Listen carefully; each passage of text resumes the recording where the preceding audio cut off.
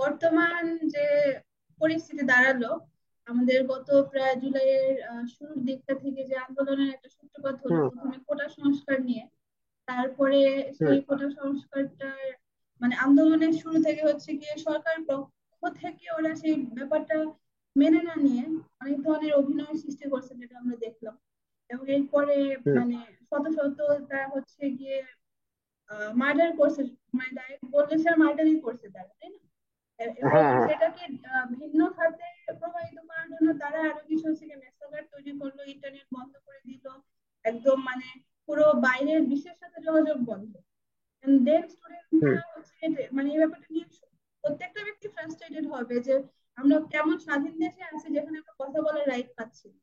আমরা kind of পুরো হুম। একটা মানে বন্ধ বন্ধ কারাগারের মধ্যে আছি, যে আমরা কারোর সঙ্গে যোগাযোগ করতে পারতেছি না। তো তাদের একটা মানে বক্তব্য লাউড এন্ড ক্লিয়ার ছিল যে আমরা আর এই সরকারকে দেখতে চাই না। এবং এটা শুধুমাত্র যে কোটা সংস্কার বা এই বর্তমান রিজনিং এর জন্যই না, বিগত 15 বছর যাবৎ তার শাসন মানে শাসন আমলে সে যে ধরনের দুর্নীতিগুলো করছে, দেশের মধ্যে যে ধরনের প্রবলেম গুলো হয়েছে, সবকিছুতেই লোকের মধ্যে একটা ক্ষোভ ছিল, যেটা কিনা এই মুভমেন্টে সেটা লিড করলো। এবং আমরা গতকাল দেখলাম যে আফটার অল সে হচ্ছে গিয়ে তার জায়গা থেকে পদত্যাগ করতে বাধ্য হলো। তো এখন মানে পদত্যাগ করার পরে আমরা কাইন্ড অফ দেখলাম যে আমরা স্বাধীন হয়ে গেলাম, বাট আফটার দ্যাট হচ্ছে গিয়ে হুম। একটা হুম। অন্য ধরনের ম্যাসাকার মানে সৃষ্টি হলো। এখন আমাদের আসলে দেশের মানে যেভাবে মানে সংস্কারটা যেভাবে সেটা আমরা কোন ভাবে কিভাবে করতে পারি, এই ব্যাপারগুলো নিয়ে আমাদের সবার ভাবতে হবে। ওই যে আমরা যদি বলি যে আমরা তার বিকল্প কেউ নাই, তোমরা হচ্ছে যে কি করলা, কিসের আন্দোলন হলো, অনেকেই প্রশ্ন তুলতেছে যে আমরা তো বললাম যে তার বিকল্প বিকল্প তার হতে দেওয়া হয়নি। বিগত 15 বছরে যারাও যে একটু দল ছিল তাদেরকে উৎখাত করে দেওয়া হয়েছে। তো আমরা তো এখন আমাদের বিকল্প তৈরি করতে হবে। আমরা তো ওই আশা নিয়ে বসে থাকতে পারি না যে বিকল্প নাই বিকল্প নাই রুমায়া কান্না।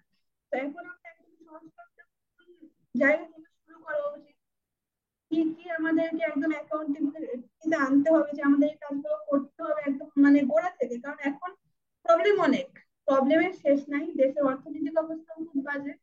কিন্তু আমাদের একদম গোড়া থেকে কি কি সংস্কার দিয়ে শুরু করা উচিত বলে তোমার মনে হয়?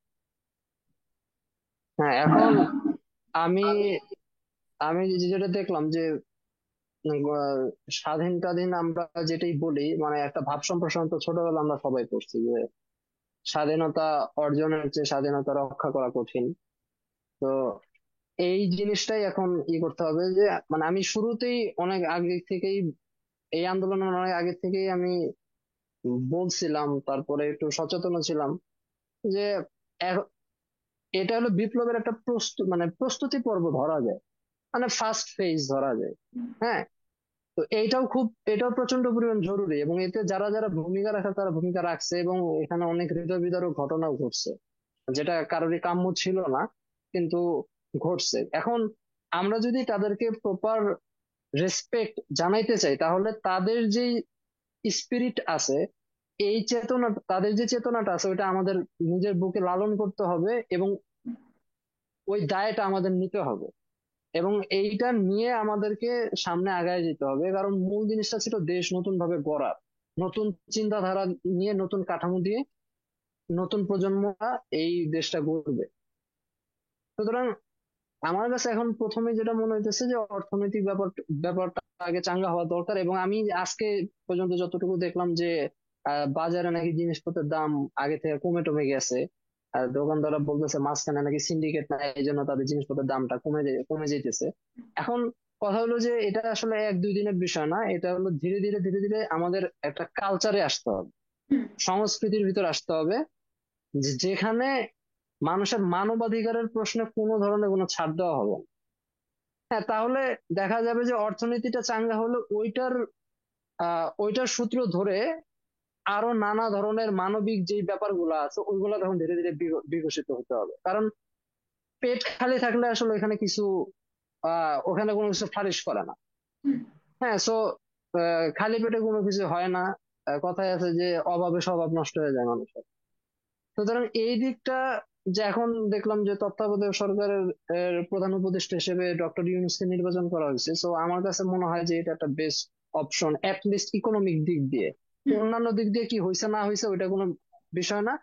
কারণ আন্তর্জাতিক ভাবে তিনি একজন স্বীকৃত মানুষ, নোবেল পুরস্কার পাওয়া ব্যক্তি। তো ব্যক্তি মানুষের নানা ধরনের সমালোচনা থাকতে পারে, ওইটা অনেক জায়গায় হইতে পারে।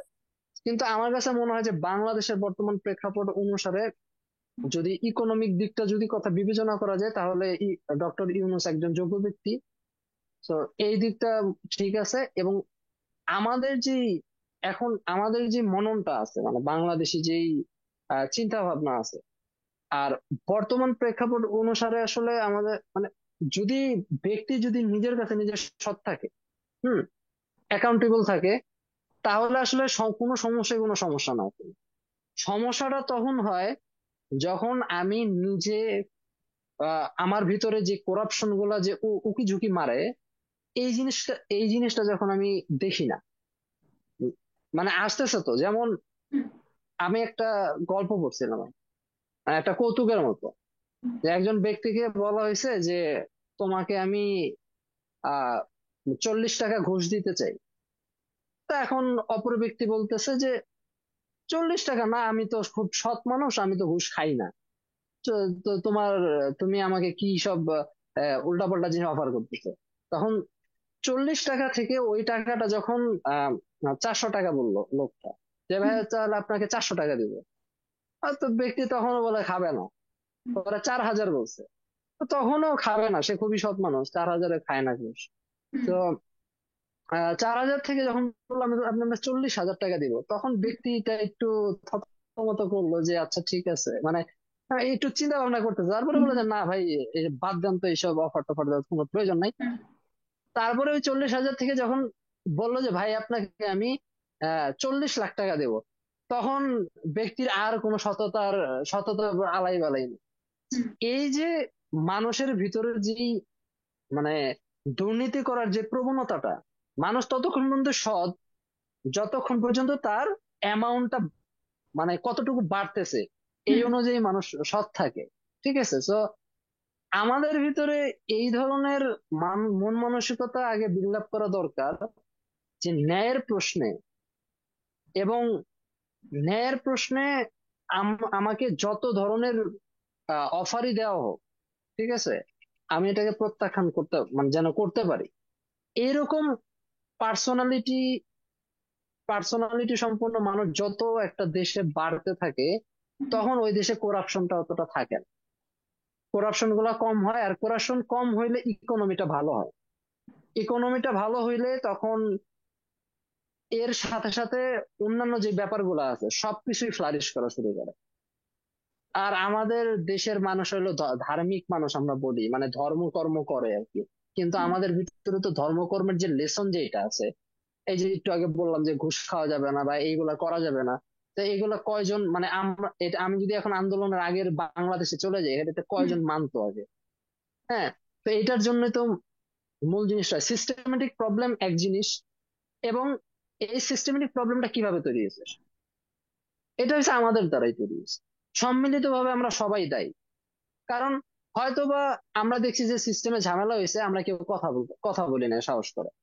তো এই যে কথা বলি না, এটাও একটা দুর্নীতি, এবং মানে এটাও একটা অপরাধ।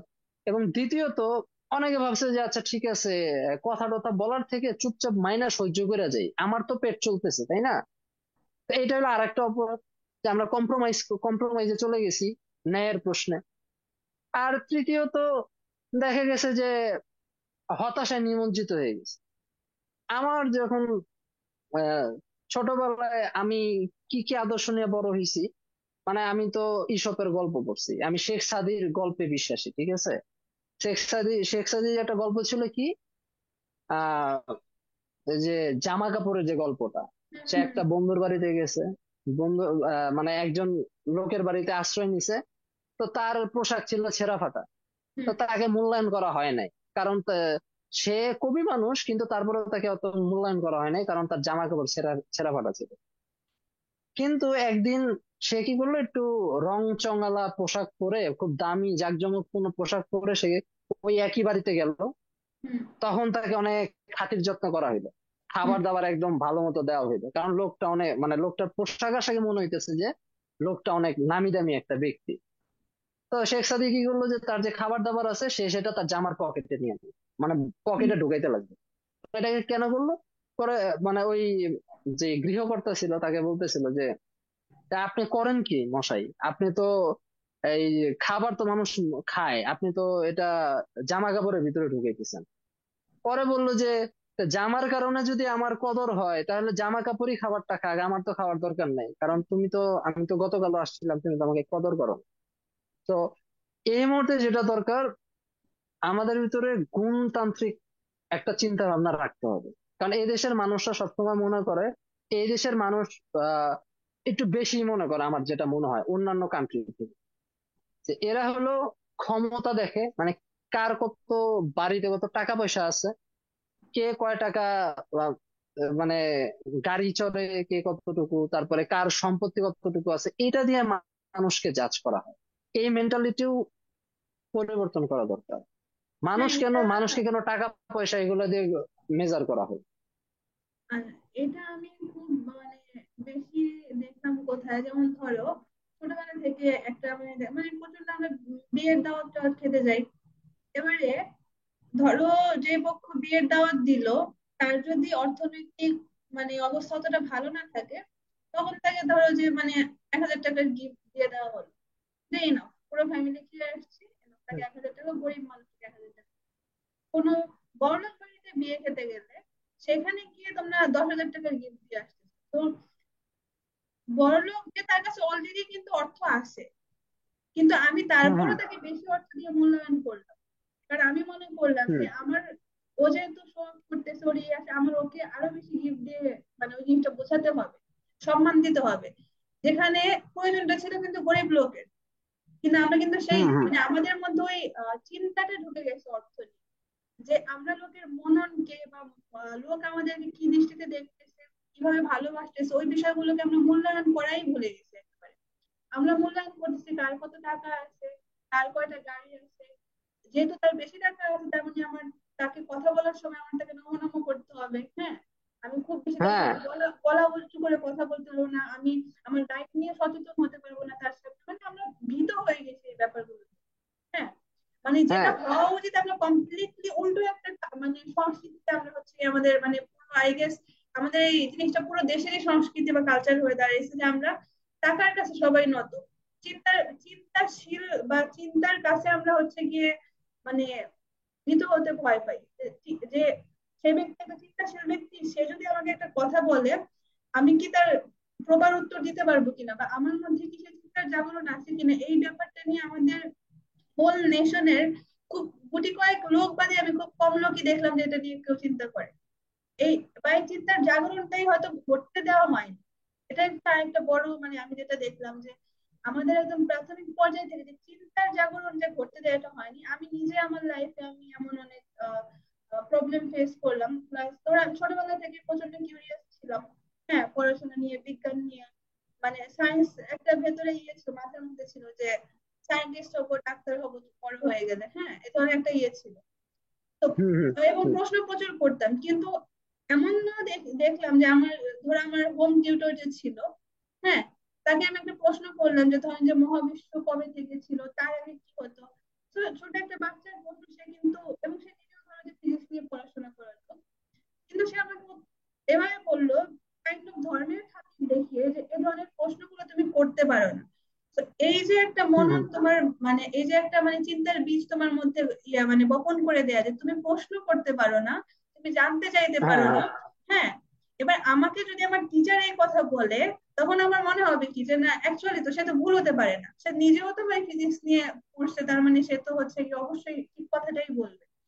তো একটা বাচ্চা কিন্তু ওই মুমেন্টে যদি ওই ছোটবেলায় সে এই চিন্তাটা নিজের মধ্যে বপন করে নেয়, তখন সে ওই চিন্তাটা নিয়ে বড় হয়, এবং তার আশেপাশে যখন লোকে দেখে প্রশ্ন করতে সে ওটাকে ভুল মনে করে, তাই না? আমার এই জিনিসটা কাটাতে তো আরো এরপরে ধরো আরো 6-7 বছর মানে লেগে গেছে যে ওই চিন্তাটা থেকে বের হতে, যে আমি প্রশ্ন করতে পারি। এবং এমন লাখ লাখ কোটি কোটি মানুষ আছে যে এই চিন্তাটা থেকে কখনো বেরিয়ে হতে পারে না। তারা প্রশ্নটাকে একসেপ্টই করতে পারে না, নিজেরা প্রশ্ন করা শিখবে করতে।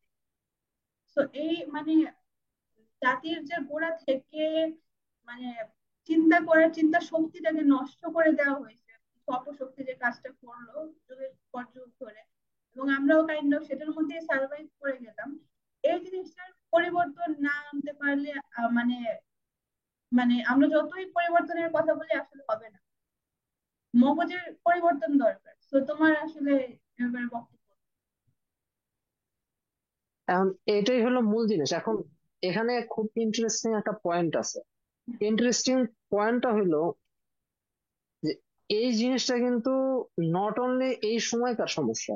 হুম, শেখ সাদী সেই কবেকার লোক, পোশাকের গল্পটা মানে হুম, আমি মানে লিটারেলি আমার আশেপাশের মানুষ, তারপরে যেখানে যেতাম পরিবেশ, মানে সবকিছু অবজার্ভ করে দেখলাম যে এখনো কেন শেখ সাদীর গল্প রিলেভেন্ট থাকবে। হুম, আমার কথা হলো এইটা যে সেটাই। কেন মানুষ বাহ্যিক আচার আচরণ দিয়ে কেন একজনকে বিচার করবে, কেন হোয়াই নট তার গুণ দিয়ে মানে সে একজন মানুষকে বিচার করবে। যে একজন মানুষ তার চিন্তা ভাবনাটা কেমন এইটা দেখে সে বিচার করবে যে আচ্ছা ওকে, যে মানে সে ভালো চিন্তা করতে পারে এই জন্য তাকে সম্মান করা হোক। হুম, এই কালচারটা থাকলেই তো তো দেখা যায় যে তখন সমাজে যারা চিন্তাশীল মানুষ আছে তারা বিল্ড আপ হবে। তরুণ প্রজন্মরা তখন দেখে এটাই শিখবে যে আচ্ছা আমি যে সমাজে থাকি ওই সমাজে পোশাক আশাক বা চেহারা দিয়ে বিচার করা হয় না, গুণ দিয়ে বিচার করা হয়। তখনই তো একজন মানুষ যদি সে যদি শারীরিক ডিফেক্ট নিয়েও জন্মগ্রহণ করে সাপোজ, মানে হুম, দুর্ঘটনাবশত, তারও ইনসিকিউরিটি ফিল হবে না। কারণ সে বুঝবে যে না, এই সমাজের যে মানুষরা আছে তারা আসলে গুণকে প্রাধান্য দেয়। তারা আসলে বাহ্যিক যে সুপারফিশিয়াল যে জিনিস আছে ওইটা নিয়ে তারা এত মাথা ঘামায় না। হ্যাঁ, একজন মানুষের ওইগুলো হলো বাহ্যিক দিক, ওটার একটা নান্দনিকতা থাকতে পারে। হুম, হ্যাঁ, কিন্তু ওইটাই তো সবকিছু না। হ্যাঁ, এই যে ভিতরের ফান্ডামেন্টাল চেঞ্জ, এটা হলো মূলত মানে আসল আসল চেঞ্জ। এবং এখানে বিপ্লবটা ঘটানো হলো সবচেয়ে মানে মনে হয় সহজ। আমরা বলি যে নিজেকে জানো বা নিজেকে পরিবর্তন করো। হ্যাঁ, রুমি বলে গেছে কথা, সক্রেটিস বলে গেছে কথা, যে নিজেকে পরিবর্তন করো, নিজেকে জানো। এখন কেন তাহলে মানুষ জানতে চায় না? এত ইতিহাসের সেই গোড়া থেকে শুরু করে এই শেষ পর্যন্ত কেন মানুষ জানতে চায় না? এর পিছনে একটা কারণ হলো আমরা নিজেদেরকে ওইভাবে আসলে মানে অবজার্ভ করি। অবজার্ভ করি না, না করার ফলে আর আমাদের ভিতরে একটা ইগো থাকে। সে কখনোই নিজেকে ওই কাঠগড়ায় দাঁড়া করাইতে চায় না, সে শুধু ফাঁক ফোকর খোঁজে। হুম, তো দেখা যাবে কি, এই যে আমরা কষ্ট করে বিপ্লব করলাম, আন্দোলন করলাম, তারপর কিভাবে বিপ্লব আসলে হাতছাড়া হয়ে যায়। এটা হওয়ার পিছনে দেখা যায় যে আমাদের যে সম্মিলিত যে শক্তিগুলো আছে সব সময় মানে সতর্ক আমরা থাকতে পারি না। হুম, আমার মনে হয় যে আচ্ছা সবকিছু তো ঠিকঠাক হয়ে গেছে, হুম, এখন একটু আরাম করব, এখন একটু চিল করব। হুম, হ্যাঁ, একটা আরাম চিল করার দরকার আছে, আমি মনে করি যে আচ্ছা ঠিক আছে একটা, কিন্তু ওইটার পরিমাণটা হইতে হবে 10% কম। আর বাদ বাকি সময়টাতে সতর্ক থাকতে হবে। তো এই যে সতর্কপূর্ণতা, এটা সব সেক্টরে, রাজনৈতিক সেক্টরে, ইকোনমিক সেক্টরে। কারণ কি, একটার সাথে আর একটা খুব কানেক্টেড। যদি আজকে যদি ইকোনমি সেক্টরে যদি কোনো ঝামেলা হয়, তাহলে দেখা যাবে যে যারা অন্যান্য সেক্টরে কাজ করতেছে তারা কিন্তু আর ঠিকঠাক ভাবে করতে পারবে না, ফাংশন করতে পারবে না। তখন দেখা যাবে যে পেটের দায়ে অনেকে চুরি চামারি করা শুরু করবে। হুম, হ্যাঁ, তা এই যে আন্দোলনটা হলো, এই আন্দোলনে আমরাও কিন্তু একটা ব্যাপক মানে বিশাল বড় ইনসাইট নিতে পারি। সবকিছু কতটা কানেক্টেড। ইন্টারনেট চলতেছে না, ওইটার সাথে ইকোনমি কোলাপস করে যাচ্ছে। হ্যাঁ, তারপরে আহ রাজনৈতিক সমস্যা, কিন্তু এখন সমস্যা হলো যে রাজনৈতিক সমস্যা হলো এটা কেন আমার পার্সোনাল সমস্যা হবে। কারণ রাজনৈতিক গন্ডগোল হলে আমার ব্যবসা ক্ষেত্রতে ঝামেলা হবে। ব্যবসা ক্ষেত্রতে ঝামেলা হলে ব্যবসায়ীরা প্রবলেমে পড়বে। ব্যবসায়ীরা প্রবলেম পড়লে আমি যে অফিসে চাকরি করি সে আমাকে মানে ওই বস আমাকে স্যালারি দিতে পারবে না। আর স্যালারি না দিলে আমি বাজার করে খেতে পারবো। তার মানে কি, আমার অবশ্যই আমার রাজনৈতিক ব্যাপারে আমার কথা বলতে হবে, ন্যায্য করতে হবে। এবং তার আগে আমার নিজের যে ব্লাইন্ড স্পট আছে ওইখানে আমাকে আগে প্রশ্নবিদ্ধ করতে হবে যে আমি কি আদৌ আহ মানে আমার ভুলগুলা কি কি দেখি। আমার যেই মানে মানে অন্ধত্ব আছে একটা সার্টেন, এটার কারণে তো সবকিছু হয়। যেমন যারা ইসলামপন্থী, যারা ইসলামিস্ট যারা, তারা তাদের অন্ধত্ব দেখে না। তারা কাদের দেখে, তারা দেখে যে ভাই সেকুলারদের কি সমস্যা, হুম, দিয়ে তারা বলে যে ভাই সেকুলাররা তোমরা খারাপ। আবার সেকুলাররা কি করে, তারা শুধু ওই ইসলামিস্টদেরই দোষ দেখে, নিজের নিজের ঝামেলাগুলো দেখে না। তো সবাই অপরের দোষটা ধরে তাকে দায়ী করে নিজেকে বাঁচাইতে চায়। হ্যাঁ, মানে কিন্তু কেউ নিজের যে আত্মসমালোচনা প্রবলেম কেউ গুলো করতে আছে, রাজি না। আত্ম- আত্মসমালোচনা কেউ করে না। এইটাই হলো করাপশনের একদম ফান্ডামেন্টাল ঝামেলা। হুম, এবং আজকে সায়েন্টিফিক গবেষণাতেও দেখা যায় যে প্রত্যেকেরই কগনিটিভ মানে বায়াস আছে। বিজ্ঞান নানা ধরনের গবেষণা করে মানে কগনিটিভ যেই মানে নিউরো সায়েন্স ব্যাপারগুলো আছে ওইখানে তারা উম অনেকগুলো 100 কি 150টার মতো, আমি একটা ওয়েবসাইট ঘাটতে গিয়ে পাইছিলাম যে ওখানে 100 থেকে 150টার মতো কগনিটিভ বায়াসের লিস্ট আছে। নানা ধরনের বায়াস আমাদের ব্রেন করে। এর ভিতরে অনেক কমন গুলো হলো এই কনফার্মেশন বায়াস। তারপরে আরো অনেকগুলো আছে। কনফার্মেশন বায়াসটা কি খুব মানে পপুলার হয়ে গেছে আর কি, যে ওটা একটু অন্যের ব্যাখ্যা মতামত করলে ভালো হতো, আমার মানে সবার বুঝতে সুবিধা হতো। মানে কনফার্মেশন বায়াস হলো নিজের মতামতটাই ঠিকঠাক মনে করা, অন্যেরটার প্রতি আর ই না করা, মানে অন্যের অন্যের যে মতগুলা আছে, হ্যাঁ, সেগুলো ঠিকঠাক মানে মানে অন্যের শুনতেই রাজি না, মানে আহ, আমি রাজা, হ্যাঁ, আমার শুনতেই রাজত্বে। রাজি না।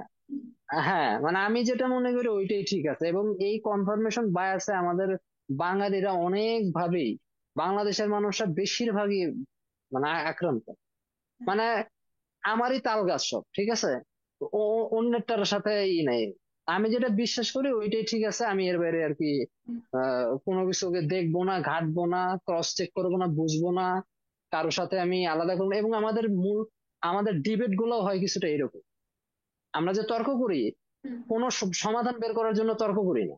আমরা তর্কই করি যে আমি যেটা বলতেছি সেটা রাইট, এটাকে আমি জোর করে আমি প্রতিষ্ঠিত করতে চাই। Right, right, right. হ্যাঁ, মানে ক্রিটিক্যাল ভাবে যে দেখবো, এই ধরনের চিন্তা ভাবনা আমাদের থাকে না।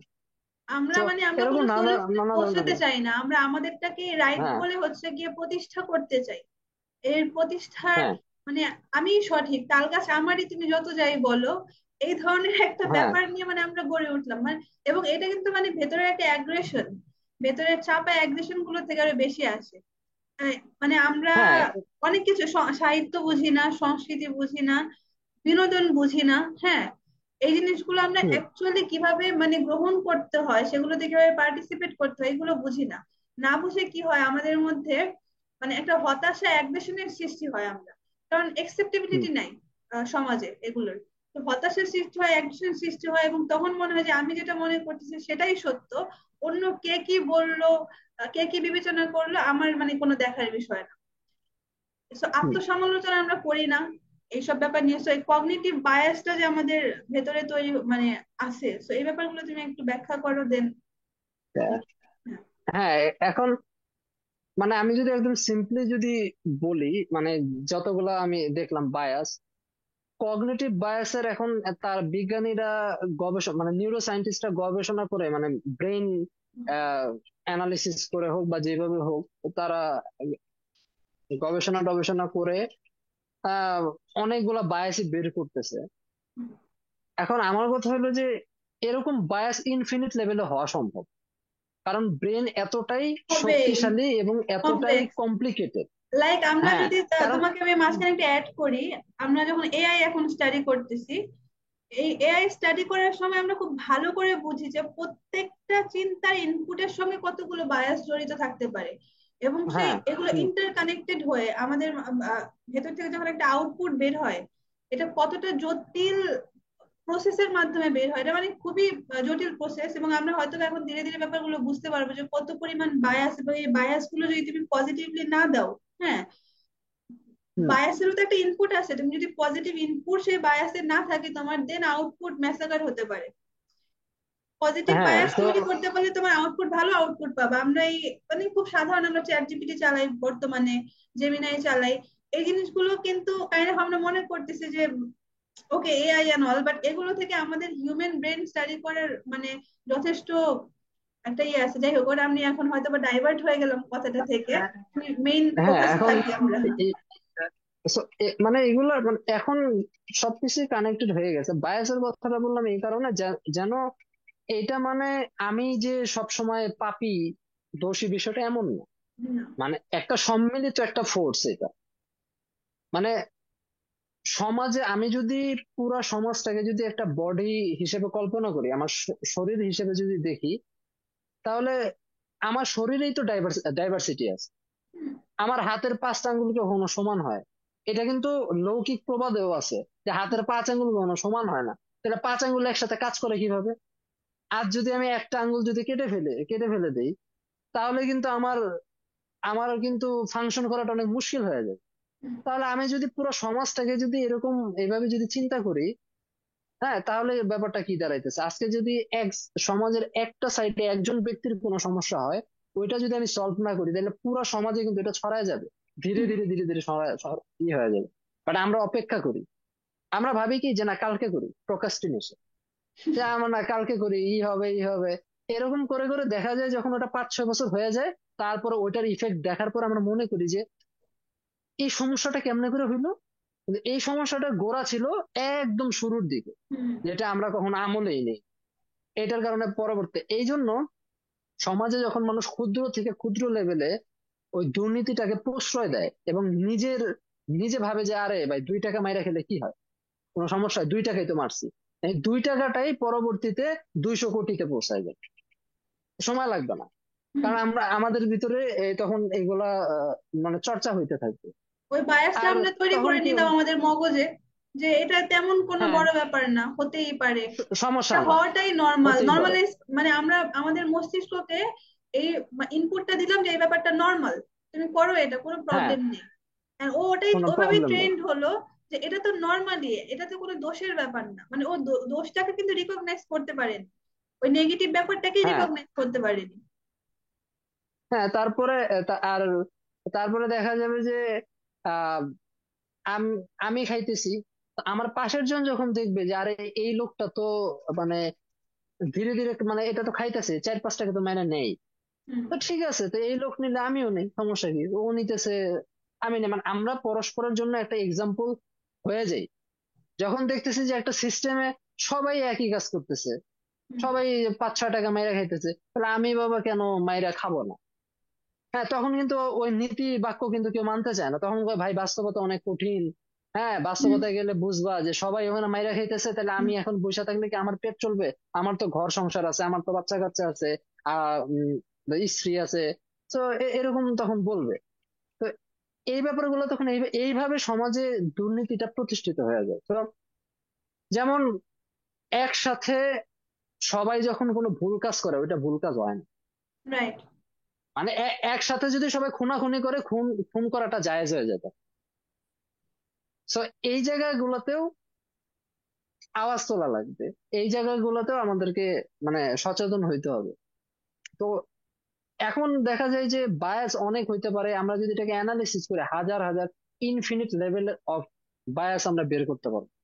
কিন্তু মূল জিনিসটা হলো আমার ভিতর সেলফ বায়াস থাকতে পারে। আমি ভাই কোনো ওই অলিয়া উলিয়া বা ঈশ্বর টাইপের কেউ না যে আমি একদম পুত পবিত্র থাকবো সবসময়, আমার ভুল হইতে পারে। হ্যাঁ, যেহেতু আমি একজন মানুষ, এবং মানুষ হিসেবে ভুল হওয়াটাই মানুষ হওয়ার লক্ষণ। তো ভুল হইলে আমি যেন অ্যাডমিট করতে পারি। আর এই জন্য অপরজন যখন আমাকে কিছু বলে, আমি যেন একটু ঠান্ডা মাথায় যেতে এটা বিচার বিবেচনা করতে পারি, তার সাথে যাতে একটা সুস্থ তর্কে জড়াইতে পারি বা আলোচনা সমালোচনাতে যাইতে পারি, তাহলেই তো হয়। তাহলে আমি বুঝতে পারি আচ্ছা ঠিক আছে, আমার এখানে ভুল হয়েছে, আমি ভাই ঠিক করে নিতেছি আমার ভুলটা। তো একটু বললে বললে কি ভাই খুব বেশি সমস্যা হয়ে যায়? খুব বেশি তো সমস্যা হয়ে যায় না, কিন্তু আমরা এটা বলতে চাই না। কারণ কি? আমাদের ইগো হার্ট হয়। ঠিক আছে, এটা হলো আরো তো সমস্যা, যে আমাদের ইগো হার্ট হবে, এই জন্য আমরা কখনো অ্যাডমিট করতে চাই না যে আচ্ছা ঠিক আছে, আমি তো ভুল স্বীকার করলে তো ওর কাছে তো আমি ছোট হয়ে গেলাম, বা আমার তো একটু নিচা হয়ে গেলাম। আর নিচা হয়ে গেলে কি হবে? নিচা হয়ে গেলে যেটা হবে যে সামাজিক ভাবে আমাকে একটু অন্যভাবে দেখা হইতে পারে। আর হ্যাঁ। সামাজিক ভাবে অন্যভাবে দেখা হলে কি হবে? আমি যে কাজ করতেছি ওই কাজে তো আমি সুযোগ সুবিধা পাবো না, আমার টাকা পয়সা আসবে না। মানে মানে কি পরিমাণ মাইন্ড ভীতু, যে একটা থেকে সে অনেক কিছু কল্পনা করে একটা ফেলায়। একটা চেইন তো অনেক সিস্টেম কিছু তৈরি কল্পনা, করে ফেলে।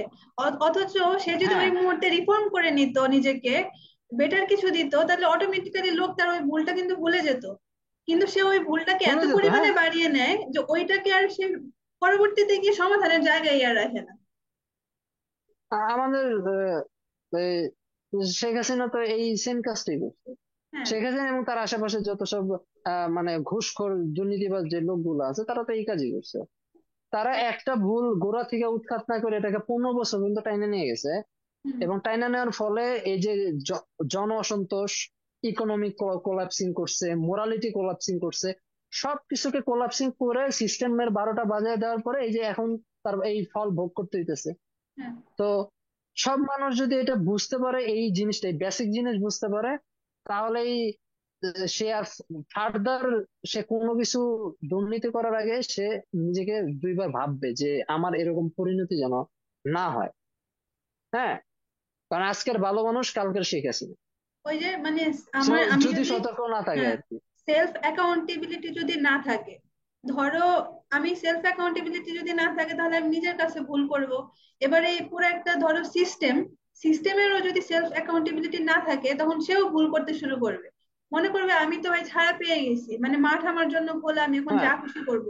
মানে পাগলা গরু টাইপের দৌড়াদৌড়ি শুরু করে দিবে, যেটা হচ্ছে কি হ্যাঁ, আমাদের সিস্টেম করলো। কারণ তারা ভাবছে যে এই ধরনের রাষ্ট্রে এদেরকে আমি এমন ভাবে মগজ ধোলাই করে রাখবো যে এরা রাষ্ট্র নিয়ে চিন্তাই করতে পারবে না। মানে আমি যে রাষ্ট্র নিয়ে চিন্তা করব, আমি ওদেরকে না সেই সময় দিব, না সেই চিন্তার বিকাশ করতে দিব। আমি জায়গা থেকে মানে একদম বেসিক থেকে পঙ্গু করে দিব, এবং আমরা হচ্ছে কি আমাদের মধ্যে রাজত্ব বিস্তার করে যাব। কেউ কথাই বলতে পারবে না। এবং এই যে বাক স্বাধীনতার ব্যাপারটা, এখানে সব থেকে বড় ব্যাপারটা যে আসে বাক স্বাধীনতার ব্যাপারটা, যেহেতু সে অ্যাকাউন্টেবল হতে চায়নি প্রথমত নিজের কাছে না। এবং গণতান্ত্রিক রাষ্ট্রের ইয়েটা কি থাকবে যে আমরা প্রত্যেকটা নাগরিকের কাছে অ্যাকাউন্টেবল থাকবো। আমি এখানে রাজা না, আমাকে এখানে সবকিছু দেখাশোনা করার জন্য বসানো হলো, তাই না? প্রধানমন্ত্রী হুম, মানে কি, সে এখানে রাজা না, সে হচ্ছে কি একজন প্রতিনিধি, যাকে সে দায়িত্ব, মানে সবাই মিলে বিচার বিবেচনা করে তার হাতে দায়িত্ব দেওয়া হলো যে সে পুরো দেশকে সামলানোর একটা মানে যোগ্যতা আছে। দ্যাট মিনস কি আমি সবার কাছে অ্যাকাউন্টেবল। এবার আমি সবার কাছে থেকে সে অ্যাকাউন্টেবিলিটিটা মানে ধ্বংস করে নিলাম। কিভাবে? যে কেউ আমাকে প্রশ্ন করবে কোত্থেকে, আমি প্রশ্ন করার জায়গায় রাখবো না। আমি সেই আমি হুম, শুরু থেকে আমি সেই শিক্ষা ব্যবস্থাকে পঙ্গু করে দিব। কিভাবে প্রশ্ন করতে হয়, প্রশ্ন করাটাকেই ভুল, এই জিনিসটাকেই আমি ওদের মগজের মধ্যে ঢুকিয়ে দিব। যেভাবে হোক, সেটা ধর্ম দিয়ে হোক আর যেভাবে দিয়ে হোক, আমি ঢুকাবো মাথায়। যখন লোকের হুম, মাথায় জিনিসটা ঢুকে গেল যে আমি তো প্রশ্ন করতে পারবো না এবং আমার এমনিতেই এত এত প্রবলেম, তার রাষ্ট্রের প্রবলেম দেখার টাইম নেই। ধরো এই বিভিন্ন ইস্যুতে কয়েকজন করে লোক কথা বললো, হুম, যে আজকে ধরো টাকা পাচার হয়ে গেছে, সব অত মাথা ব্যথা মানে সবার নাই, কিন্তু দু চারজন বুদ্ধিজীবী হুম, কথা বললে এটা নিয়ে 2-4-5 দিন পরে ধামাচাপা হয়ে গেল। রাষ্ট্রের লোক সেটা নিয়ে হুম, মানে জানতেই চায় না, কারণ তাদেরকে তাদের ওই জনজীবনে এতটা হচ্ছে গিয়ে ব্যস্ত করে রাখা হয়েছে, বা এতটা কাইন্ড অফ জড়িয়ে দেওয়া হয়েছে, পেঁচিয়ে দেওয়া হয়েছে, যে তারা অ্যাকচুয়ালি ওই ওই পর্যন্ত পৌঁছাতেই পারে না। তো ওই জিনিসগুলো থেকে হুম, তো লোককে আগে বের করতে হবে, ইরেজ করতে হুম। হবে, তাই না? এই মুহূর্তে আমরা দেখলাম যে ছোট ছোট যে মানে আমাদের যে ছোট ছোট যে পদক্ষেপ ওইগুলা থেকে যে অনেক বড় লেভেলের যে দুর্নীতি হয়, ওটা আমরা দেখলাম যে আত্মসমালোচনা মানে আমি যদি মানে আমাদের দেশের যে ইন্টারনাল যে জিনিসগুলো আছে, যে এখন আত্মসমালোচনার অভাব, আমাদের ক্রিটিক্যালি থিঙ্কিং এর একটা অভাব আছে, যার কারণে আমরা সবকিছুতেই খালি পোলারাইজড হয়ে যাই চিন্তা ভাবনা। আর পোলারাইজড হলে কিন্তু ইউনিটি তো সম্ভব না, ইউনিটিও সম্ভব না। আর ইউনিটি সম্ভব না হলে ডাইভার্সিফিকেশনও সম্ভব। হ্যাঁ, তো এখানে ডাইভার্সিফিকেশন থেকে আমার একটা জিনিস মাথায় আসছে, সেটা হলো যে যে সবাইকে যে সবকিছু হইতে হবে বিষয়টা এমনও না। আমরা অনেক সময় আছে যে সাধারণ মানুষকে আহ বিশেষ করে অনেক ইন্টেলেকচুয়াল ইয়েতেও দেখা যায় যে সাধারণ মানুষকে দায়ী করা হয়। আম জনতা, আম জনতা, আম জনতা, না, আম জনতা শুনতে শুনতে মানে ব্যাপারটা কাইন্ড অফ একটা বোরিংনেসে চলে গেছে যে আম জনতার বুদ্ধি নাই, এই জন্য কিছু হইতেছে না, হাবিজাবি হইতেছে না। তো এখন আমার কথা হইলো যে ক্ষমতার উপরে যারা আছে, মানে যাদের হাতে ওই দেশ পরিচালনার যে দায়ভারটা আছে, হ্যাঁ, সেখানে যদি বেশিরভাগ, সেখানে যদি প্রতিটা মানুষ যদি মেরিটোক্রেটিক হয়, মানে গুণতান্ত্রিক ভাবে যদি হয়, গুণ সম্পন্ন মানুষ হয়, এবং ওই অনুযায়ী সৎভাবে যদি দেশ পরিচালনা করে, তাহলে এই আমজনতা এমনি ঠান্ডা থাকে। মানে আমজনতার চাহিদা কিন্তু তেমন নাই, তারা খাবে দাবে সংসার করবে নর্মাল এই জিনিসপত্র। তো এখন হায়ার টাইপের যেই সব ভ্যালু গুলো আছে, মূল্যবোধ গুলো আছে, সেইগুলো সমাজে কিভাবে প্রতিষ্ঠিত হবে, সেইটা প্রতিষ্ঠিত হবে যারা এই দেশ চালাইতেছে, রাষ্ট্র ব্যবস্থার ভিতরে আছে, তারা যদি সৎ থাকে, তাদের দেখা দেখে আমজনতার ভ্যালু তৈরি হবে। তারা তাদের ভ্যালুতে, কারণ মানুষ কিন্তু আসলে বলে মানে যে ওই একটা কিতাবের ভিতর আছে, বইয়ের ভিতর আছে, তুমি সদা সত্য কথা বলবা, মিথ্যা কথা বলবা না, এইভাবে মানুষ কখনো শিখে না। মানুষ শিখে দেখে, মানে আমার বাবা কি করতেছে, আমার মা কি করতেছে, আমার পরিবেশ সমাজের মানুষগুলা কেমন, ওটা দেখে দেখি একটা বাচ্চা ইনফ্লুয়েন্স বড় হয় হয়, শিখে। সেটি, অ্যাকচুয়ালি ইনফ্লুয়েন্সড, ইনফ্লুয়েন্স হ্যাঁ। হয়। মানে পরিবেশ থেকে কি ইনপুট নিতে পারছি সেটা হচ্ছে ইম্পর্টেন্ট। বইয়ে অনেক কিছু হ্যাঁ, থাকে, ওটা ওটা অ্যাকচুয়ালি মানে মানে খুব ওটা এমন খুব হাতে গোনা দু একজন লোকই হবে যে একচুয়ালি বইয়ে পড়ে নিজেকে প্রতিষ্ঠিত করে ফেললো। সেজন্য আবার ইন্টেলেকচুয়াল বায়াস তো হায়ার হতে হবে। এবং আমাদের মানে মোটামুটি বেশিরভাগ লোকেরই ইন্টেলেকচুয়াল বায়াস অতটা হায়ার না।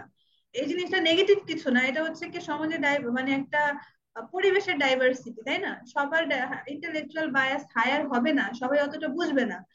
তো বেশিরভাগ লোকে কি পরিবেশের ইনপুট থেকে নিবে, যে আমি হচ্ছে গিয়ে এটা দেখলাম ও তো করতেছে, সত্য কথা বলি তো ভালোই লাগবে, খারাপ না তো, প্রবলেম নেই সত্য বললে, এভাবেই তো শিখবে।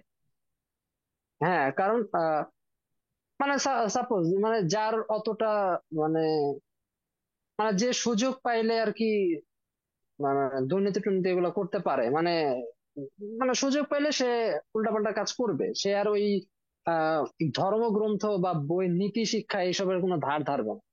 তো এরা কিভাবে আসলে মানে হবে একটা সিস্টেমের, যদি একটা রোবাস্ট সিস্টেমের ভিতরে যদি ওই টাইপের লোকগুলো সক্রিয় থাকে, সৎ মানুষগুলো যদি সক্রিয় থাকে, তারা যদি তাদের দায়িত্বটা যথাযথভাবে পালন করে এবং তাদের ভ্যালু গুলো যদি হায়ার হয়, হুম। যেহেতু তারা ইন্টেলিজেন্ট হিসেবে পরিচিত বা তাদের ওই ব্রেইন আছে, তারা যখন ওইভাবে ব্যাপারগুলো করবে, তখন এই লোকগুলো এমনি ঠান্ডা থাকবে। কারণ এরা এদের ওইরকম পাওয়ারও নাই যে তারা ওই বিশাল বড় কিছু করবে। না, আমার এখানে হ্যাঁ। আরেকটা, এখানে এখানে আমার আরেকটা মানে প্রশ্ন আসলো, আমি একটু অ্যাড করি।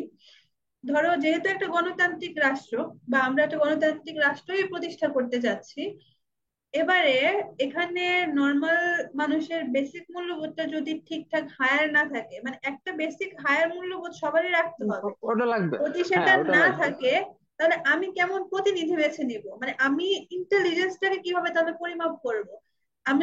আমার মধ্যে যদি বেসিক ইন্টেলিজেন্সটা না থাকে, তাহলে আমি তো অ্যাকচুয়াল ইন্টেলিজেন্স কি সেটাকেই আমি রিকগনাইজ করতে পারবো না, তাই না?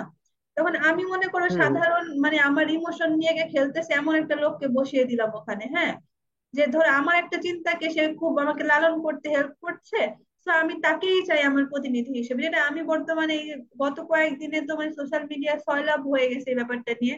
হ্যাঁ, যে বিভিন্ন ধরো যে ধর্মীয় গুরুকে, যে আমি আমার তাকে রাষ্ট্রপ্রধান হিসেবে দেখতে চাই, তাকে মানে বাইরে থেকে ফিরিয়ে নিয়ে আসো।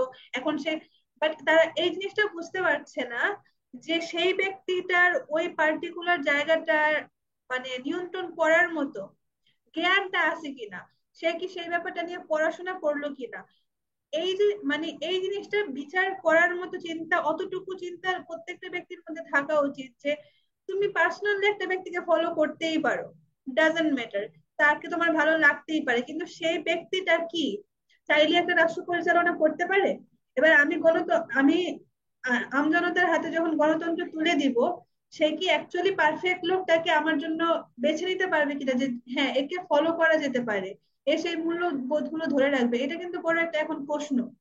সবার মধ্যে এই ভয়ভীতিটা এখন মোটামুটি ধরো যে ছাত্র যারা আছে বা মোটামুটি আহ শিক্ষার্থী ইন্টেলিজেন্ট ব্যক্তিবর্গ যারা আছে সব, বা আমি সেকুলার বলবো যাই বলবো, সবার মধ্যে একটা চিন্তা এখন কি, যে আমজনতা তো অতটা চিন্তাই করতে জানে না আমাদের দেশের। তো এদের কাছে যদি গণতন্ত্রটা হাতে দিয়ে দেওয়া হয়, তখন তারা তো বেছে নিবেও তাদের মতো লোক, মানে যারা অতটা অ্যাকচুয়ালি হয়তো দেশ কন্ট্রোল করার মতো তাদের ওই চিন্তাটাই নাই, বা তারা হচ্ছে গিয়ে নেগেটিভ দিকে নেগেটিভ দিকে ডাইভার্ট করে দিল। তো এই মুহূর্তে আসলে তার আমাদের করণীয়টা কি?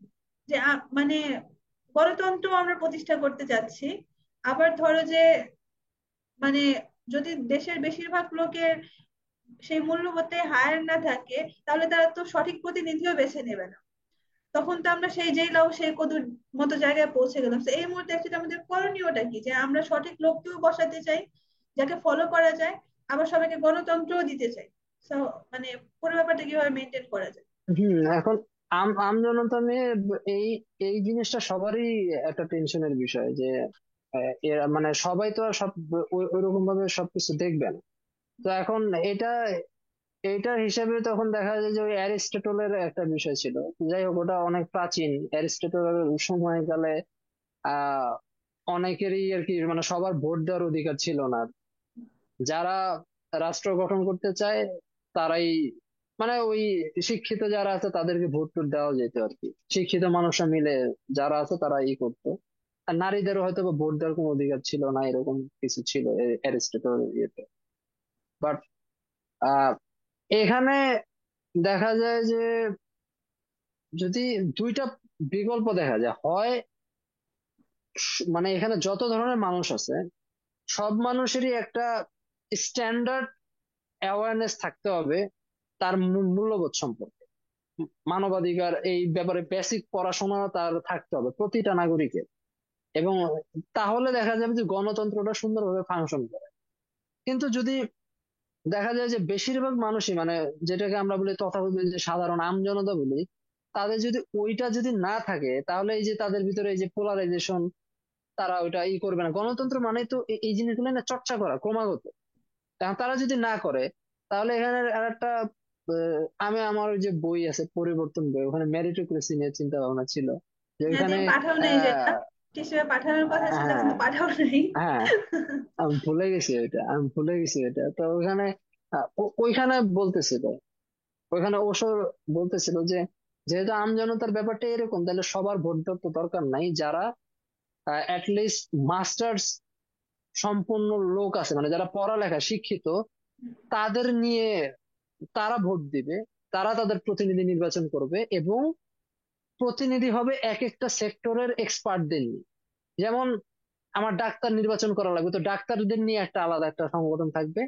তারা ওই ফিল্ডের সমস্ত এক্সপার্ট মিলে যাদেরকে যাকে মনে হয় যে সে তাকে রিপ্রেজেন্টেটিভ করবে তাকে সে মানে নির্বাচন নির্বাচন করবে তারা। শুধু ডাক্তার শ্রেণী, ইঞ্জিনিয়ার শ্রেণী আলাদা।